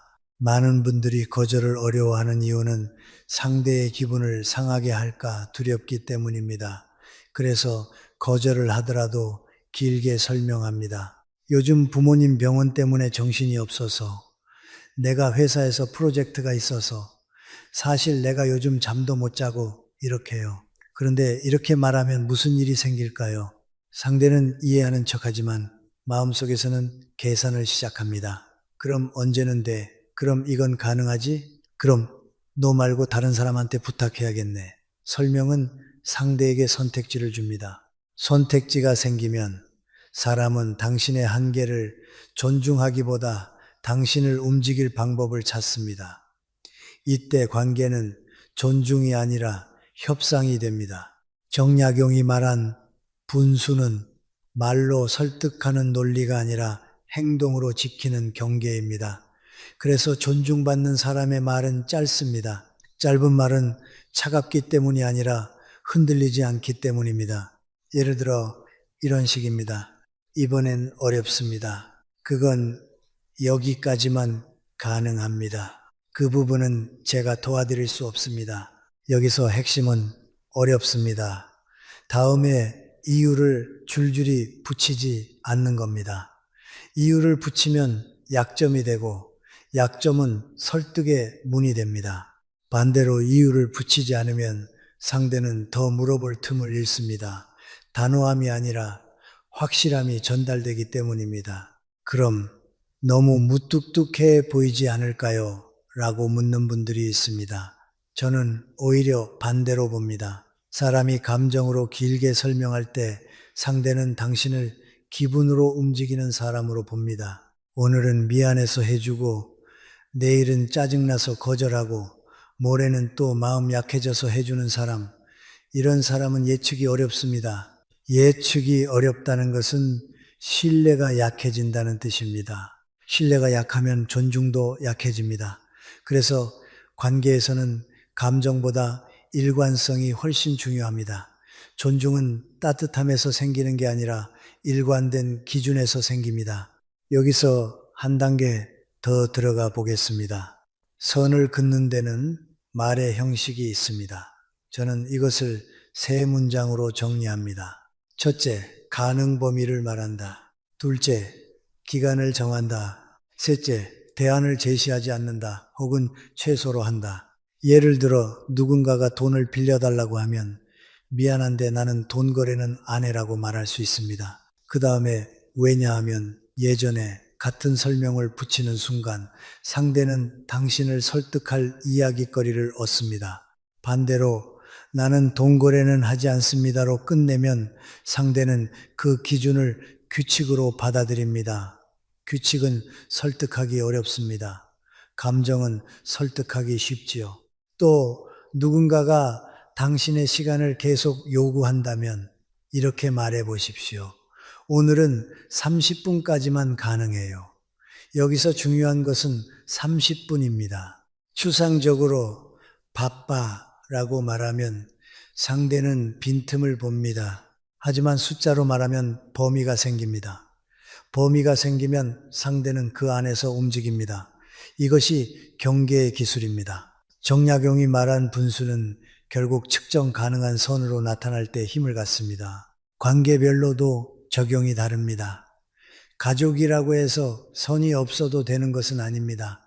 오히려 가족일수록 선이 더 필요합니다. 가족은 우리는 남이 아니잖아 라는 말로 경계를 쉽게 무너뜨립니다. 그런데 그 말은 때때로 사랑이 아니라 의존의 포장이 됩니다. 자녀가 부모에게, 형제가 형제에게, 친척이 친척에게 당연함을 요구할 때 그 순간 관계는 의리처럼 보이지만 실제로는 균형이 깨지고 있습니다. 그래서 가족에게는 이렇게 말해야 합니다. 내가 할 수 있는 건 여기까지야. 그리고 한 번 말했으면 그 기준을 바꾸지 않는 겁니다. 한 번 흔들리면 다음엔 더 큰 요구가 들어옵니다. 사람은 한 번 된 일을 언제든 될 일로 바꾸기 때문입니다. 지인이나 친구에게는 더욱 단순해야 합니다. 친구는 이해해 줄 것 같지만 사실 친구 관계는 가벼운 기대가 쌓이면 금방 무너집니다. 그래서 친구에게는 길게 설명하지 말고 짧게 끝내십시오. 이번엔 어려워. 그리고 화제를 바꾸십시오. 이게 무례가 아니라 성숙입니다. 감정이 상할까 두려워서 말이 길어지면 그 두려움이 상대에게 전달됩니다. 상대는 무의식적으로 더 밀어붙일 수 있겠구나 라고 느낍니다. 반대로 당신이 편안하게 말하면 상대도 편안하게 받아들입니다. 경계는 공격이 아니라 자기 관리라는 메시지가 전달되기 때문입니다. 또 하나, 존중받는 사람은 도움의 형태를 바꿉니다. 즉시 해결해 주지 않고 질문을 던집니다. 너는 어떻게 할 생각이야? 어떤 방법을 먼저 해봤어? 이 질문은 차갑게 보일 수 있지만 사실은 상대를 인간으로 대하는 태도입니다. 사람은 스스로 결정할 때 성장합니다. 당신이 대신 해결해주면 편하긴 하지만 다음에도 다시 당신을 찾습니다. 관계는 의존으로 굳어집니다. 정약용이 말한 자립은 결국 상대를 자립하게 만드는 방식으로 돕는 것입니다. 그러니 도움을 끊는 게 아니라 도움의 방식을 바꾸십시오. 마지막으로 제가 꼭 드리고 싶은 말이 있습니다. 경계를 세운다고 해서 사람이 떠나는 것이 아닙니다. 경계를 세우면 떠날 사람은 떠나고 남을 사람은 남습니다. 그런데 떠나는 사람은 원래 당신을 사람으로 본 게 아니라 기능으로 봤을 가능성이 큽니다. 반대로 남는 사람은 당신을 사람으로 보는 사람입니다. 관계의 깊이는 숫자에서 나오지 않습니다. 진심으로 통하는 몇 사람이 당신을 지켜줍니다. 그 몇 사람을 남기려면 당신이 먼저 자신을 지켜야 합니다. 존중은 타인이 주는 선물이 아니라 내가 내 삶에 세우는 질서에서 시작됩니다. 저는 김영석입니다. 사람들은 종종 선을 긋는 건 차갑다라고 생각합니다. 하지만 저는 그렇게 보지 않습니다. 거리를 지키는 것은 냉담함이 아니라 성숙함입니다. 오히려 거리가 무너지면 관계는 더 빨리 상합니다. 가까움이 기품이 되지 못하고 가까움이 부담이 되기 때문입니다. 오늘은 이 이야기를 하겠습니다. 가까우면서도 붙어 있지 않는 사람, 그 사람이 왜 존중받는지요? 많은 분들이 친밀함을 거리 없음으로 착각합니다. 자주 만나야 정이 깊어지고 뭐든 함께 해야 관계가 좋아진다고 믿습니다. 그런데 인간 관계에는 눈에 보이지 않는 호흡이 있습니다. 숨을 쉬어야 살듯이 관계도 숨을 쉬어야 오래 갑니다. 너무 가까우면 숨이 막힙니다. 너무 자주 보면 피곤해집니다. 처음에는 즐겁습니다. 그런데 시간이 지나면 부담이 됩니다. 부담은 불평으로 바뀌고 불평은 회피로 바뀝니다. 결국 어느 날 예전처럼 연락하기가 싫어집니다. 그때 우리는 왜 이렇게 됐지? 라고 묻습니다. 답은 단순합니다. 거리가 없었기 때문입니다. 정약용이 말한 중용, 즉 지나치지도 모자라지도 않은 자리라는 것은 관계에도 그대로 적용됩니다. 가까움에도 적정치가 있습니다. 그런데 그 적정치를 지키는 사람은 감정이 없는 사람이 아닙니다. 오히려 감정이 있기 때문에 거리의 필요를 압니다. 사랑하는 사람일수록, 마음을 아끼는 사람일수록 너무 붙으면 상처가 생긴다는 사실을 경험으로 알기 때문입니다. 그래서 성숙한 사람은 이렇게 말하지요. 나는 너를 소중히 생각해. 그래서 우리 사이에도 숨 쉴 틈이 필요해. 말로 길게 하지 않아도 삶으로 그렇게 보여줍니다. 그럼 어떤 거리가 좋은 거리일까요? 저는 필요할 때는 곁에 있지만 항상 곁에 있지는 않는 거리라고 말합니다. 즉, 상대가 정말 어려울 때는 도울 수 있지만 상대의 일상을 전부 책임지지는 않는 거리입니다. 이 거리는 무책임이 아니라 자립을 존중하는 태도입니다. 상대의 삶을 대신 살지 않겠다는 선언이기 때문입니다. 가까운 관계일수록, 특히 가족이나 오래된 지인일수록 이 선언이 중요합니다. 가족은 자주 우린 남이 아니잖아 라고 말합니다. 그런데 그 말이 사랑일 때도 있지만 때로는 경계를 무너뜨리는 도구가 되기도 합니다.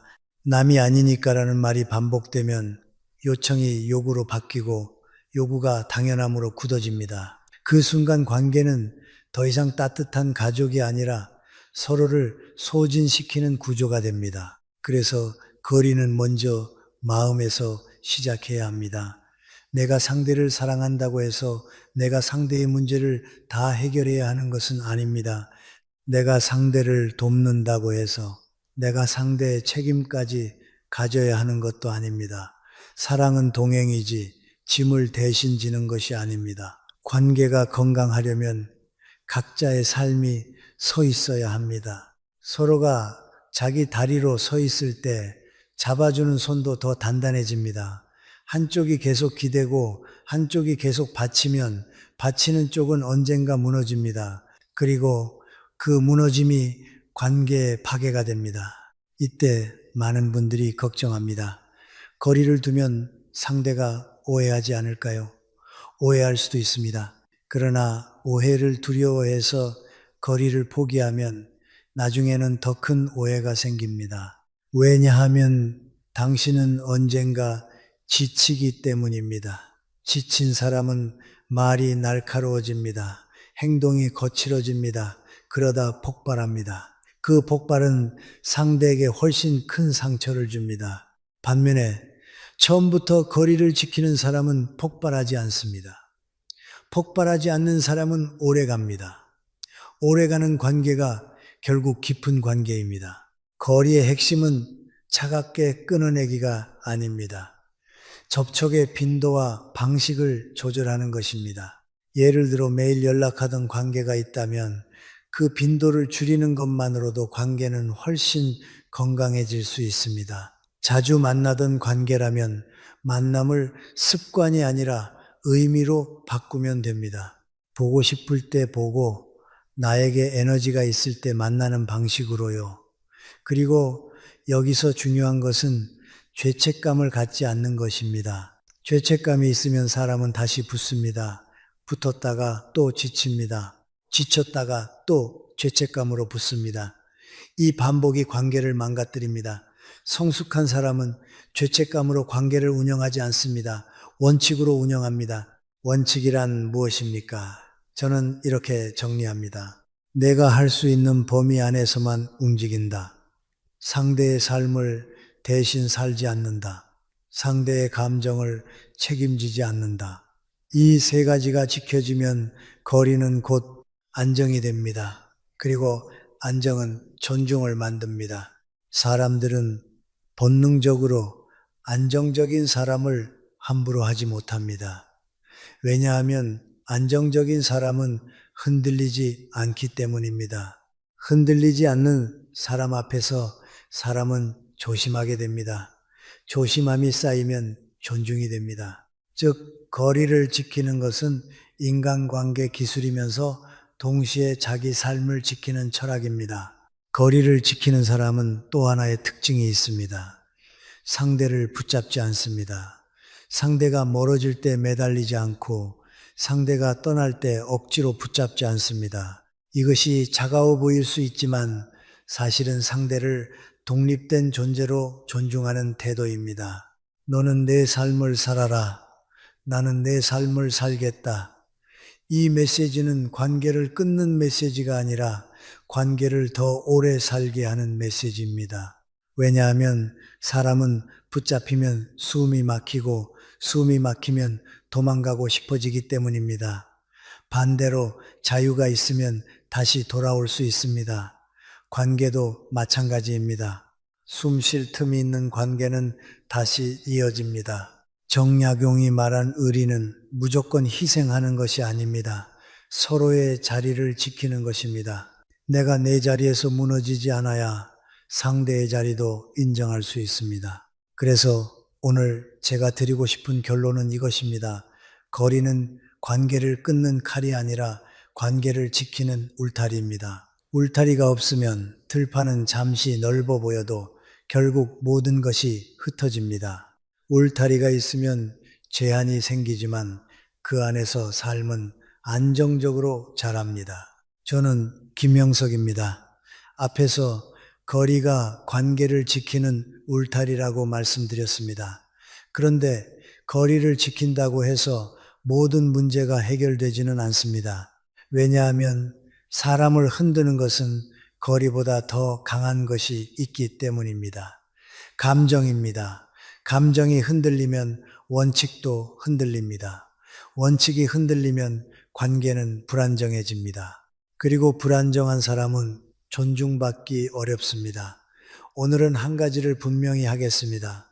존중받는 사람은 감정과 결정을 분리합니다. 대부분의 갈등은 상황보다 반응에서 커집니다. 누군가가 부탁을 했을 때 그 부탁 자체가 문제라기보다 그 부탁을 들은 내 마음이 흔들리면서 문제가 시작됩니다.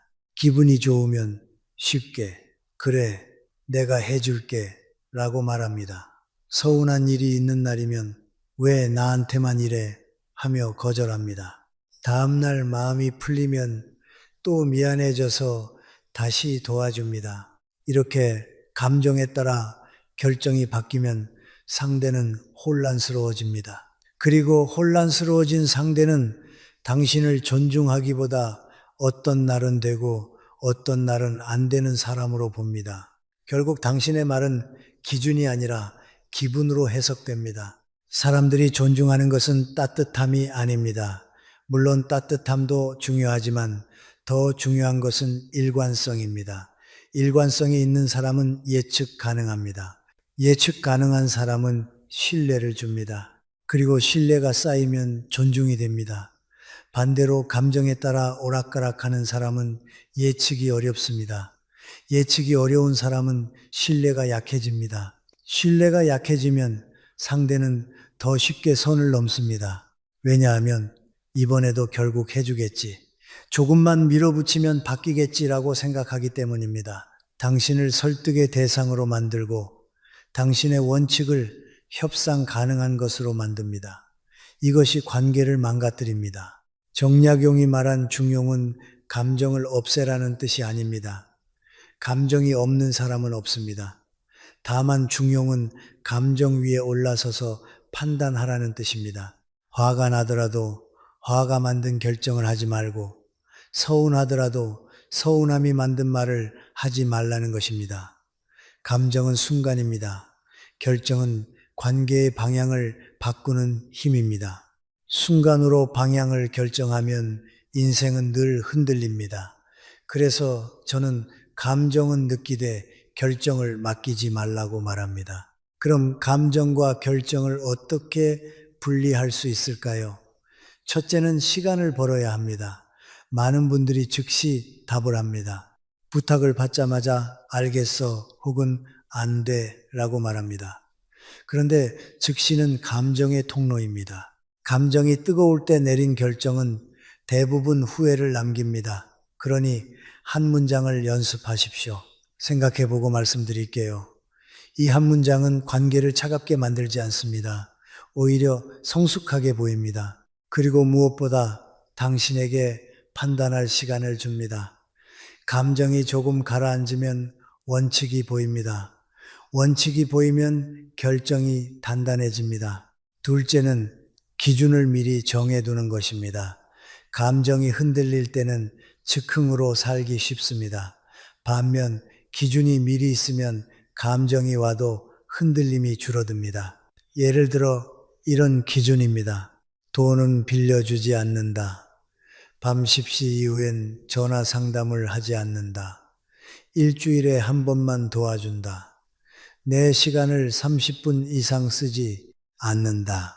이런 기준은 딱딱해 보일 수 있지만 오히려 관계를 살립니다. 왜냐하면 기준이 있어야 상대도 예측할 수 있기 때문입니다. 예측이 되면 상대는 준비를 합니다. 준비가 되면 갑작스런 요구가 줄어듭니다. 요구가 줄면 당신은 덜 지칩니다. 덜 지치면 관계는 더 부드러워집니다. 결국 기준은 벽이 아니라 관계를 부드럽게 만드는 장치입니다. 셋째는 감정을 설명하지 않는 것입니다. 감정이 상했을 때 많은 분들이 감정을 길게 말합니다. 난 너 때문에 힘들었어. 넌 항상 그래. 내가 얼마나 참았는데. 이런 말은 상대를 바꾸기보다 상대를 방어하게 만듭니다. 방어가 시작되면 대화는 싸움이 됩니다. 싸움이 되면 관계는 더 멀어집니다. 반대로 존중받는 사람은 감정을 숨기지 않지만 감정으로 결정을 밀어붙이지도 않습니다. 필요한 말만 합니다. 그건 어렵습니다. 여기까지만 가능합니다. 그리고 더 이상 감정으로 포장하지 않습니다. 왜냐하면 감정으로 포장하는 순간 말의 힘이 약해지기 때문입니다. 상대는 미안해하네. 그럼 더 부탁해도 되겠다. 혹은 감정적이네. 더 흔들 수 있겠다라고 느낄 수 있습니다. 그래서 짧게 말하는 것이 오히려 상대를 존중하는 방식입니다. 상대의 감정도 건드리지 않고 내 기준도 지키는 방식이니까요.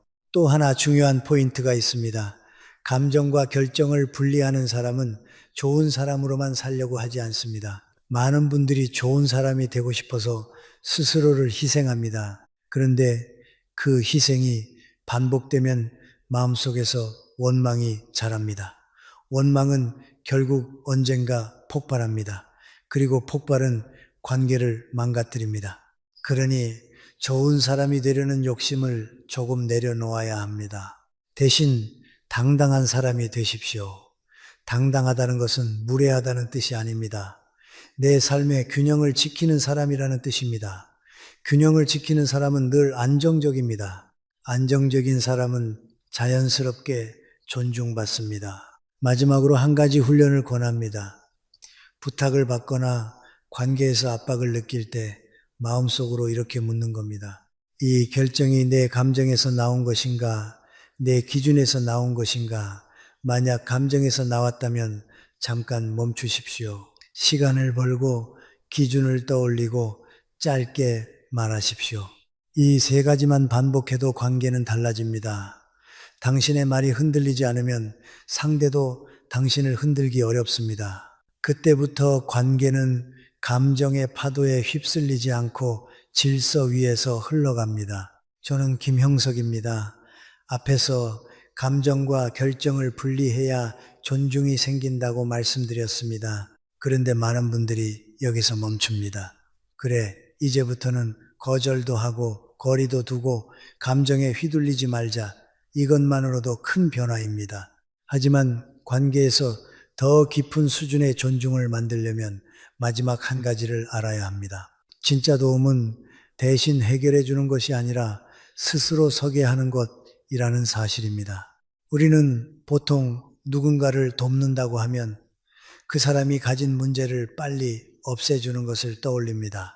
돈이 부족하면 돈을 주고 일이 밀리면 대신 처리해주고 마음이 불안하면 확답을 주고 갈등이 생기면 해결책을 바로 제시합니다. 이렇게 하면 상대는 그 순간 편해집니다. 당신도 좋은 일을 했다는 만족을 얻습니다. 그런데 여기에는 아주 큰 함정이 있습니다. 문제는 사라지지 않고 의존만 남는다는 것입니다. 문제를 대신 해결해 준 사람은 한 번의 선행을 한 것이 아니라 상대의 마음속에 하나의 습관을 만들어준 셈입니다. 어려우면 저 사람에게 가면 된다. 이 습관이 생기면 다음번에도 당신을 찾습니다. 그리고 그 다음번에도요, 결국 당신은 돕는 사람이 아니라 상대의 삶을 떠받치는 사람이 됩니다. 정약용이 말한 자립은 사람을 강하게 만드는 덕목입니다. 사람은 스스로 설 때 비로소 당당해집니다. 반대로 의존할 때는 약해집니다. 관계에서도 마찬가지입니다. 누군가가 계속 나에게 기대는 관계는 처음에는 친밀해 보이지만 시간이 지나면 부담이 됩니다. 부담이 쌓이면 마음속에서 왜 나만 이라는 생각이 생깁니다. 그 순간 관계는 사랑이 아니라 불평이 됩니다. 그래서 저는 관계를 오래가게 하고 싶다면 도와주는 방식부터 바꾸어야 한다고 봅니다. 즉시 해결해 주지 않는 것, 이것이 의외로 가장 깊은 배려가 될 수 있습니다. 그럼 즉시 해결해 주지 않는다는 것은 냉정하다는 뜻일까요? 아닙니다. 오히려 반대입니다. 존중받는 사람은 상대를 무시해서가 아니라 상대의 가능성을 믿기 때문에 바로 해결해 주지 않습니다. 그들은 답을 주기보다 질문을 합니다. 지금 뭐가 가장 큰 문제야? 너는 어떤 방법을 생각해 봤어? 일단 네가 할 수 있는 첫 번째는 뭐라고 생각해? 이 질문은 상대를 불편하게 할 수 있습니다. 왜냐하면 사람은 편한 길을 좋아하니까요. 누군가가 답을 주면 생각을 멈춰도 됩니다. 그러나 질문을 받으면 생각을 해야 합니다. 생각이 시작되면 책임이 따라옵니다. 대부분의 사람은 사실 책임을 피하고 싶어 합니다. 그래서 그냥 네가 해줘 라는 말이 나옵니다. 이때가 핵심입니다. 여기서 당신이 다시 해결해 주면 의존은 더 단단해집니다. 반대로 당신이 질문을 유지하면 상대는 조금씩 자기 다리로 서기 시작합니다. 저는 이것을 도움의 방향을 바꾼다고 표현합니다. 내가 대신 해준다 해서 네가 하게 만든다로. 이 전환이 이루어지면 관계는 갑자기 달라집니다. 처음에는 상대가 불평할 수 있습니다. 왜 이렇게 돌아가? 그냥 빨리 해주면 되잖아. 그러나 시간이 지나면 상대는 성장합니다. 성장하면 무엇이 생길까요? 존중이 생깁니다. 왜냐하면 사람은 자신을 성장시킨 사람을 쉽게 함부로 대하지 못합니다. 반대로 자신을 계속 편하게만 해준 사람은 쉽게 당연하게 여깁니다. 여기에도 인간 심리가 있습니다. 편리함은 곧 습관이 되고 습관은 곧 권리처럼 느껴지기 쉽습니다. 그래서 편리함을 주는 관계는 빨리 닳습니다. 그러나 성장을 주는 관계는 오래 갑니다. 구체적으로 어떻게 해야 할까요? 저는 3단계로 권합니다. 첫째, 바로 답을 주지 말고 상황을 정리하게 하십시오. 지금 상황을 한 문장으로 정리해봐. 무엇이 가장 급한 거야? 이렇게 묻는 것만으로도 상대는 자기 문제를 더 명확히 보게 됩니다. 대부분의 사람은 문제를 정확히 모르기 때문에 불안합니다. 당신이 바로 해결해주면 문제는 가려지고 불안만 남습니다. 반대로 스스로 정리하게 하면 문제의 윤곽이 보이고 해결의 길이 조금씩 열립니다. 둘째, 선택지를 대신 고르지 말고 선택지를 말하게 하십시오. 가능한 방법이 뭐가 있어? 그 중에 네가 할 수 있는 건 뭐야? 여기서 중요한 것은 당신이 해답을 주는 사람이 아니라 생각을 끌어내는 사람이 되는 것입니다. 이때부터 상대는 당신을 이용하기 어렵습니다. 왜냐하면 당신은 대신 해결해주는 기계가 아니라 자기 판단을 요구하는 사람이 되기 때문입니다. 사람은 판단을 요구하는 사람 앞에서 함부로 굴기 어렵습니다. 셋째, 작은 행동을 정하게 하십시오. 오늘 당장 할 수 있는 첫 번째 행동은 뭐야? 내일 오전까지 내가 할 수 있는 한 가지는? 이렇게 하면 문제는 거대한 덩어리가 아니라 작은 단계로 나뉩니다. 사람은 작은 단계라면 움직일 수 있습니다. 움직이면 자신감이 생깁니다. 자신감이 생기면 의존이 줄어듭니다. 의존이 줄면 관계는 가벼워집니다. 관계가 가벼워지면 갈등도 줄어듭니다. 결국 당신도 지치지 않습니다. 여기서 또 하나 중요한 것이 있습니다. 즉시 해결해 주지 않는 도움은 말투가 차가우면 실패합니다.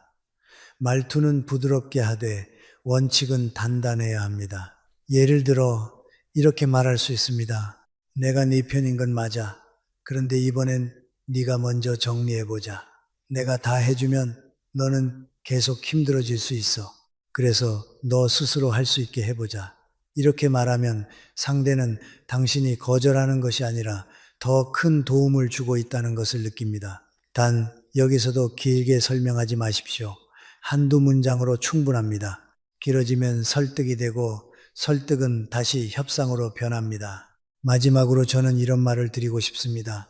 베풀지 말라는 것이 아닙니다. 차갑게 살라는 것도 아닙니다. 다만 배추의 목표를 바꾸라는 것입니다. 상대를 편하게 만드는 것이 목표가 되면 당신은 결국 소진됩니다. 반대로 상대를 자립하게 만드는 것이 목표가 되면 당신은 지치지 않습니다. 그리고 그 관계는 훨씬 오래 갑니다. 왜냐하면 그 관계에는 당연함이 아니라 감사함이 남기 때문입니다. 저는 김명석입니다. 관계에서 존중이 무너지는 순간을 자세히 들여다보면 의외로 거창한 사건 때문이 아닙니다. 대부분은 말이 길어지는 순간부터 시작됩니다. 특히 우리가 거절해야 할 때, 선을 지켜야 할 때, 마음이 불편할 때, 그때 말이 길어집니다. 미안해서 길어지고, 오해가 두려워 길어지고, 좋은 사람으로 남고 싶어서 길어집니다. 그런데 그 길어진 말이 결국 당신의 힘을 빼앗습니다. 그래서 오늘은 한 가지를 말씀드리겠습니다. 존중받는 사람은 필요한 말만 남깁니다. 우리는 흔히 짧게 말하면 차갑다라고 생각합니다. 하지만 짧은 말이 차가운 것이 아닙니다. 짧은 말은 흔들리지 않기 때문에 단단하게 들리는 것입니다. 관계에서 가장 무서운 것은 차가움이 아니라 오락가락함입니다. 오늘은 된다 했다가 내일은 안 된다 하고, 어제는 도와줬다가 오늘은 화를 내고, 방금은 미안해 하다가 금방은 불평하는 사람, 이런 사람은 상대가 예측할 수 없습니다. 예측할 수 없으면 신뢰가 약해집니다. 신뢰가 약해지면 존중도 약해집니다. 반대로 말이 짧고 태도가 일관된 사람은 상대가 예측할 수 있습니다. 예측 가능성은 곧 안정감이고, 안정감은 존중의 뿌리가 됩니다. 그런데 왜 우리는 말이 길어질까요? 첫째는 변명 때문입니다. 내가 거절하면 나쁜 사람처럼 보일까? 이 불안이 변명을 만듭니다. 둘째는 감정 때문입니다. 서운함, 죄책감, 분노가 섞이면 말이 길어집니다. 셋째는 설득 때문입니다. 상대가 이해해 주길 바라서 납득시키려다 말이 늘어납니다. 그러나 관계에서 거절을 설득하려 하면 거의 실패합니다. 설득은 대화를 협상으로 바꾸기 때문입니다. 협상이 시작되면 상대는 틈을 봅니다. 그럼 조금만, 이번만, 네가 하면 금방이잖아. 결국 당신의 기준은 고정된 원칙이 아니라 조정 가능한 값이 됩니다. 그렇게 되면 존중은 사라지고 요구만 남습니다. 정약용은 이런 상황을 분수를 지키지 못한 것이라고 보았을 겁니다. 분수는 단지 내 몫을 챙기는 태도가 아니라 내가 할 수 있는 것과 할 수 없는 것을 분명히 하고 그 선을 지키는 태도입니다. 그런데 선을 지키는데 가장 큰 적이 바로 말의 과잉입니다. 말이 많아지면 선이 흐려지고, 선이 흐려지면 사람들은 더 들어옵니다. 그래서 저는 실제로 쓸 수 있는 아주 단순한 규칙을 권합니다. 거절할 때는 결론, 범위, 종료로 말하십시오. 결론, 이번엔 어렵습니다. 그건 할 수 없습니다. 범위, 여기까지만 가능합니다. 오늘은 30분까지만 됩니다. 종료, 이렇게 하겠습니다. 그럼 이만 줄이겠습니다. 이 세 문장이면 충분합니다. 그리고 여기서 중요한 것은 이 구조 뒤에 설명을 붙이지 않는 것입니다. 설명이 붙는 순간 상대는 왜라는 문을 열고, 왜가 열리면 설득이 들어옵니다. 당신이 피곤해지는 길입니다. 반대로 결론이 단단하고 범위가 분명하면 상대는 더 이상 밀어붙일 여지를 찾기 어렵습니다. 예를 들어 누군가가 돈 좀 빌려줘 라고 하면 우리는 대개 이렇게 말하고 싶어집니다. 요즘 나도 빠듯해서, 사실 집에 일이 있어서, 나도 대출이, 이런 말을 하다 보면 상대는 이렇게 반응합니다. 그럼 조금만, 다음 달에 갚을게. 너는 믿을만 하잖아. 결국 협상이 됩니다. 하지만 존중받는 사람은 이렇게 말합니다.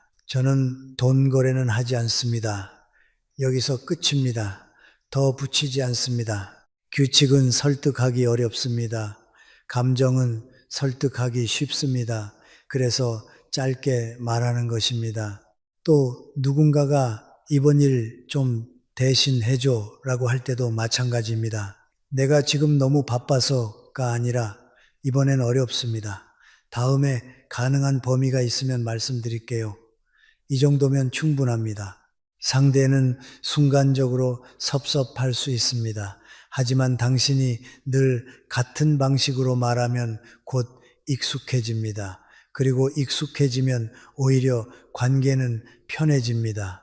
왜냐하면 상대도 당신을 예측할 수 있기 때문입니다.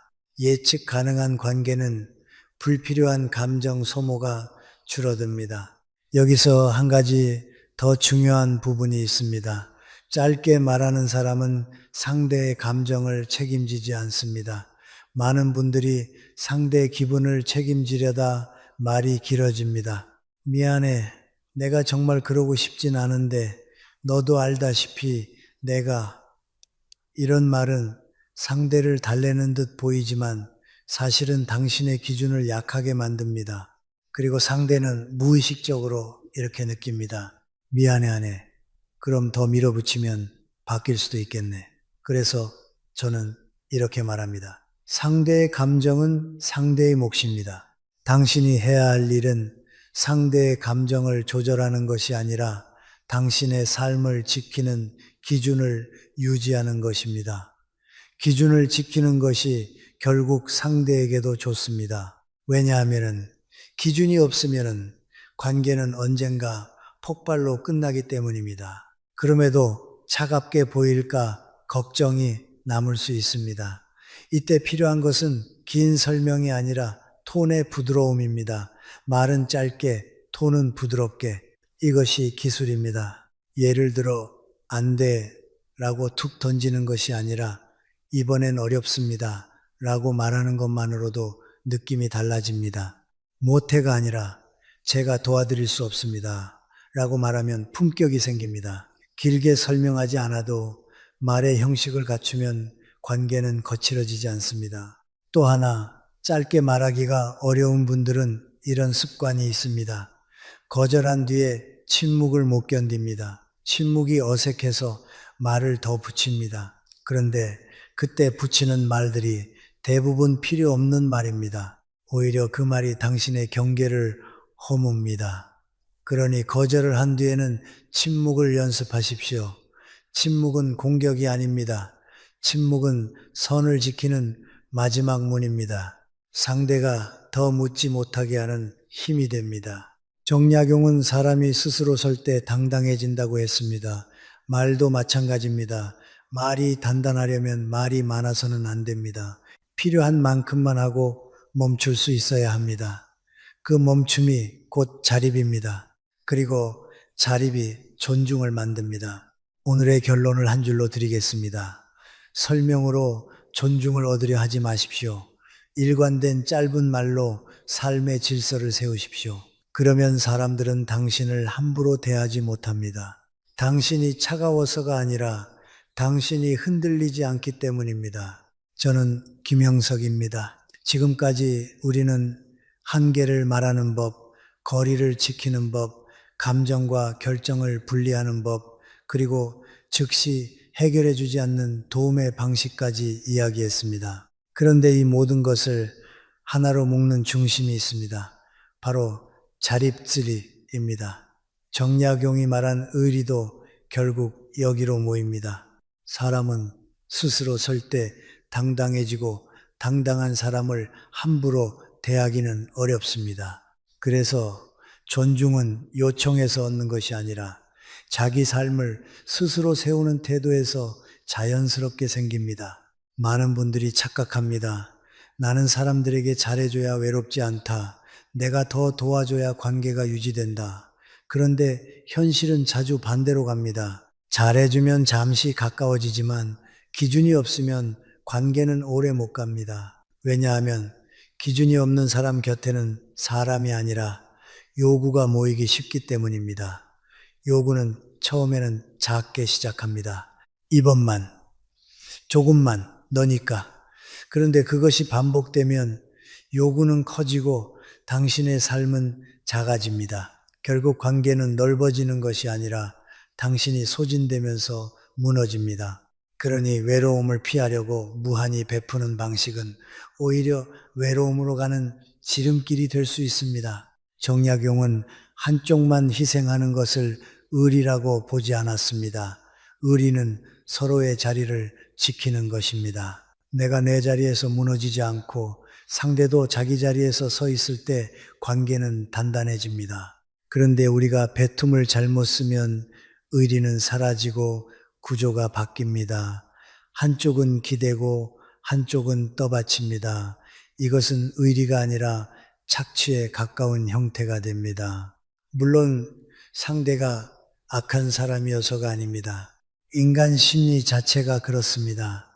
기대어도 되는 구조가 있으면 사람은 기대려고 합니다. 그 구조를 만들지 않는 것이 결국 서로를 지키는 길입니다. 자립은 차갑게 혼자 살겠다는 선언이 아닙니다. 자립은 내 감정, 내 시간, 내 돈, 내 삶의 균형을 내가 책임지겠다는 태도입니다. 이 태도가 생기면 관계가 바뀝니다. 부탁이 들어와도 즉시 흔들리지 않습니다. 감정이 올라와도 결정을 맡기지 않습니다. 도와주더라도 범위를 정하고 즉시 해결해 주기보다 상대가 스스로 움직이게 합니다. 말은 짧고 행동은 일관됩니다. 이런 사람은 처음에는 좀 딱딱하다는 소리를 들을 수 있습니다. 그러나 시간이 지나면 사람들은 그를 딱딱한 사람이 아니라 쉽지 않은 사람으로 봅니다. 쉽게 소비할 수 없는 사람, 쉽게 이용할 수 없는 사람, 그때부터 존중이 생깁니다. 여기서 중요한 질문이 나옵니다. 그럼 사람들은 떠나지 않나요? 떠날 사람은 떠납니다. 그런데 그게 나쁜 일이 아닙니다. 오히려 정리입니다. 당신을 사람으로 본 사람이 아니라 도움으로 본 사람이 떠나는 것입니다. 남는 사람은 당신을 기능이 아니라 인격으로 보는 사람입니다. 관계의 숫자가 줄어드는 것이 외로움은 아닙니다. 외로움은 숫자에서 오지 않습니다. 100명이 있어도 외로운 사람이 있고 두세 명만 있어도 충분히 단단한 사람이 있습니다. 차이는 깊이입니다. 깊이는 많이 줌에서 생기지 않습니다. 깊이는 서로의 자리를 지킴에서 생깁니다. 그래서 저는 관계를 다시 세우고 싶은 분들에게 이렇게 권합니다. 관계의 폭을 넓히려 애쓰지 말고 관계의 질서를 세우십시오. 질서가 없는 관계는 오래 못 갑니다. 질서가 있는 관계는 편해집니다. 편해진 관계는 오래 갑니다. 오래가는 관계가 결국 깊어집니다. 그 깊이는 결국 당신을 외롭지 않게 합니다. 외롭지 않다는 것은 사람을 많이 붙잡아 두는 것이 아니라 몇 사람과라도 진심이 통한다는 뜻입니다. 자립을 실제로 삶에 옮기려면 무엇을 해야 할까요? 저는 아주 단순한 세 가지를 권합니다. 첫째, 내가 지킬 기준을 글로 적어 보십시오. 돈, 시간, 감정, 연락 빈도, 도움의 범위, 내가 흔들리는 지점을 적는 겁니다. 기준을 머릿속에만 두면 감정에 휩쓸립니다. 글로 적으면 기준이 밖으로 나옵니다. 밖으로 나오면 지키기가 쉬워집니다. 둘째, 작은 거절부터 연습하십시오. 큰 거절은 어렵습니다. 하지만 작은 거절은 할 수 있습니다. 오늘은 어렵습니다. 지금은 통화가 어렵습니다. 이번엔 여기까지만 가능합니다. 작은 거절을 반복하면 당신의 삶에 선이 생깁니다. 선이 생기면 사람도 그 선을 배우게 됩니다. 셋째, 도움의 형태를 해결해서 성장으로 바꾸십시오. 답을 주지 말고 질문을 던지십시오. 대신 해주지 말고 스스로 하게 하십시오. 그 과정에서 상대는 불편해할 수 있습니다. 그러나 불편함은 성장의 문입니다. 성장이 일어나면 의존이 줄고 의존이 줄면 관계가 가벼워집니다. 가벼운 관계는 오래 갑니다. 정약용이 말한 분수와 중용은 결국 삶을 안정시키는 철학입니다. 관계도 마찬가지입니다. 지나치게 주면 흘러넘치고 지나치게 받으면 썩습니다. 적정한 지점이 있습니다. 그 지점을 찾는 사람이 똑똑한 사람이고 그 지점을 지키는 사람이 존중받는 사람입니다. 저는 이것을 관계의 품격이라고 부릅니다. 품격은 화려한 말에서 나오지 않습니다. 내 삶의 질서를 지키는 태도에서 나옵니다. 저는 김영석입니다. 이제 마지막입니다. 우리는 처음부터 끝까지 한 가지 질문을 붙잡고 왔습니다. 왜 많이 베푸는 사람이 오히려 존중을 잃고 외로워지는가? 그리고 그 반대로 왜 똑똑하게 베푸는 사람은 존중받으며 관계가 오래 가는가? 결론은 단순합니다. 관계는 양으로 유지되지 않습니다. 관계는 질서로 유지됩니다. 질서가 없으면 아무리 많이 줘도 무너지고 질서가 있으면 적게 줘도 단단해집니다. 사람은 처음엔 고마워합니다. 하지만 반복되면 익숙해집니다. 익숙해지면 당연해집니다. 그리고 당연해지면 감사는 사라집니다. 이 흐름은 대부분의 인간관계에서 비슷하게 작동합니다. 그러니 문제는 사람이 나빠서가 아니라 반복되는 배추이 만들어내는 심리 구조입니다. 한 번, 두 번은 호의로 남지만 경계 없이 이어지면 호의는 기본값이 됩니다. 기본값이 되면 그것은 더 이상 특별하지 않습니다. 특별하지 않으면 가치는 떨어집니다. 가치가 떨어지면 존중도 떨어집니다. 이것이 관계의 원리입니다. 흔한 것은 가볍게 다뤄지고 귀한 것은 조심스럽게 다뤄집니다. 그래서 똑똑한 사람은 베풀지 않는 게 아닙니다. 배땜을 희소하게 만듭니다. 여기서 희소하다는 것은 인색하다는 뜻이 아닙니다. 아무 때나 누구에게나 무제한으로 주지 않는다는 뜻입니다. 베툼에 범위가 있고 기준이 있고 타이밍이 있다는 뜻입니다. 이때 베툼은 가치가 됩니다. 가치가 생기면 상대는 함부로 대하지 못합니다. 함부로 대하지 못하면 관계는 무너지지 않습니다. 이것이 선택적 배총이 관계를 단단하게 만드는 이유입니다. 정약용이 말한 의리도 여기와 같습니다. 의리는 한 사람이 무조건 참아내는 것이 아닙니다. 서로의 자리를 지키는 것입니다. 내가 할 수 있는 것과 할 수 없는 것을 구분하고 그 구분을 지키는 것이 오히려 상대를 존중하는 방식입니다. 왜냐하면 당신이 기준 없이 다 받아주면 상대는 자신의 책임을 배우지 못합니다. 결국 상대는 의존하게 됩니다. 의존이 생기면 성장은 멈춥니다. 성장이 멈추면 관계는 깊어지지 못합니다. 반대로 당신이 스스로 하게 만드는 도움을 주면 상대는 불편하더라도 자립을 배웁니다. 자립을 배우면 감사가 남습니다. 감사가 남으면 관계는 오래 갑니다. 여기서 많은 분들이 가장 두려워하는 것이 있습니다. 선을 긋고 기준을 지키면 사람이 떠나지 않을까요? 떠날 수 있습니다. 그러나 떠나는 것이 곧 실패는 아닙니다. 오히려 그것은 관계의 진짜 모습을 드러내는 과정입니다. 당신이 기준을 세웠을 때 떠나는 사람은 대개 당신을 인격으로 보기보다 편리함으로 봤을 가능성이 큽니다. 반대로 남는 사람은 당신을 사람으로 보는 사람입니다. 그래서 저는 이렇게 말하고 싶습니다. 관계의 숫자가 줄어드는 것은 외로움이 아니라 정리입니다. 외로움은 숫자에서 오지 않습니다. 깊이에서 옵니다. 피상적인 사람 100명보다 진심으로 통하는 사람이 3명이 더 사람을 살립니다. 결국 우리가 지켜야 할 것은 사람을 잃지 않는 것이 아니라 나를 잃지 않는 것입니다. 내가 무너지면 관계도 무너집니다. 내가 지치면 말이 날카로워지고 태도가 거칠어지고 어느 날 폭발합니다. 그 폭발은 상대에게도 큰 상처가 됩니다. 그래서 경계는 상대를 밀어내는 칼이 아닙니다. 서로를 살리는 안전장치입니다. 당신이 기준을 지키면 상대도 그 기준 안에서 움직이게 됩니다.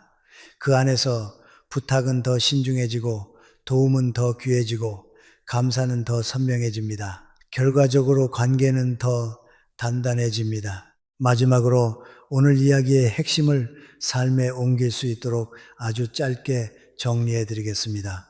이것은 기술이면서 동시에 태도입니다. 첫째, 도움은 주되 범위를 먼저 말하십시오. 이번 한 번만 가능합니다. 여기까지만 도울 수 있습니다. 숫자와 범위를 붙이면 더 강해집니다. 둘째, 설명으로 설득하지 말고 짧게 말하고 멈추십시오. 말이 길어지면 협상이 되고 협상이 되면 존중이 무너집니다. 말은 짧게, 톤은 부드럽게. 셋째, 감정과 결정을 분리하십시오. 기분이 좋다고 다 해주지 말고 기분이 나쁘다고 냉정해지지 마십시오. 기준을 따라 움직이십시오. 넷째, 즉시 해결해 주지 말고 스스로 서게 하십시오.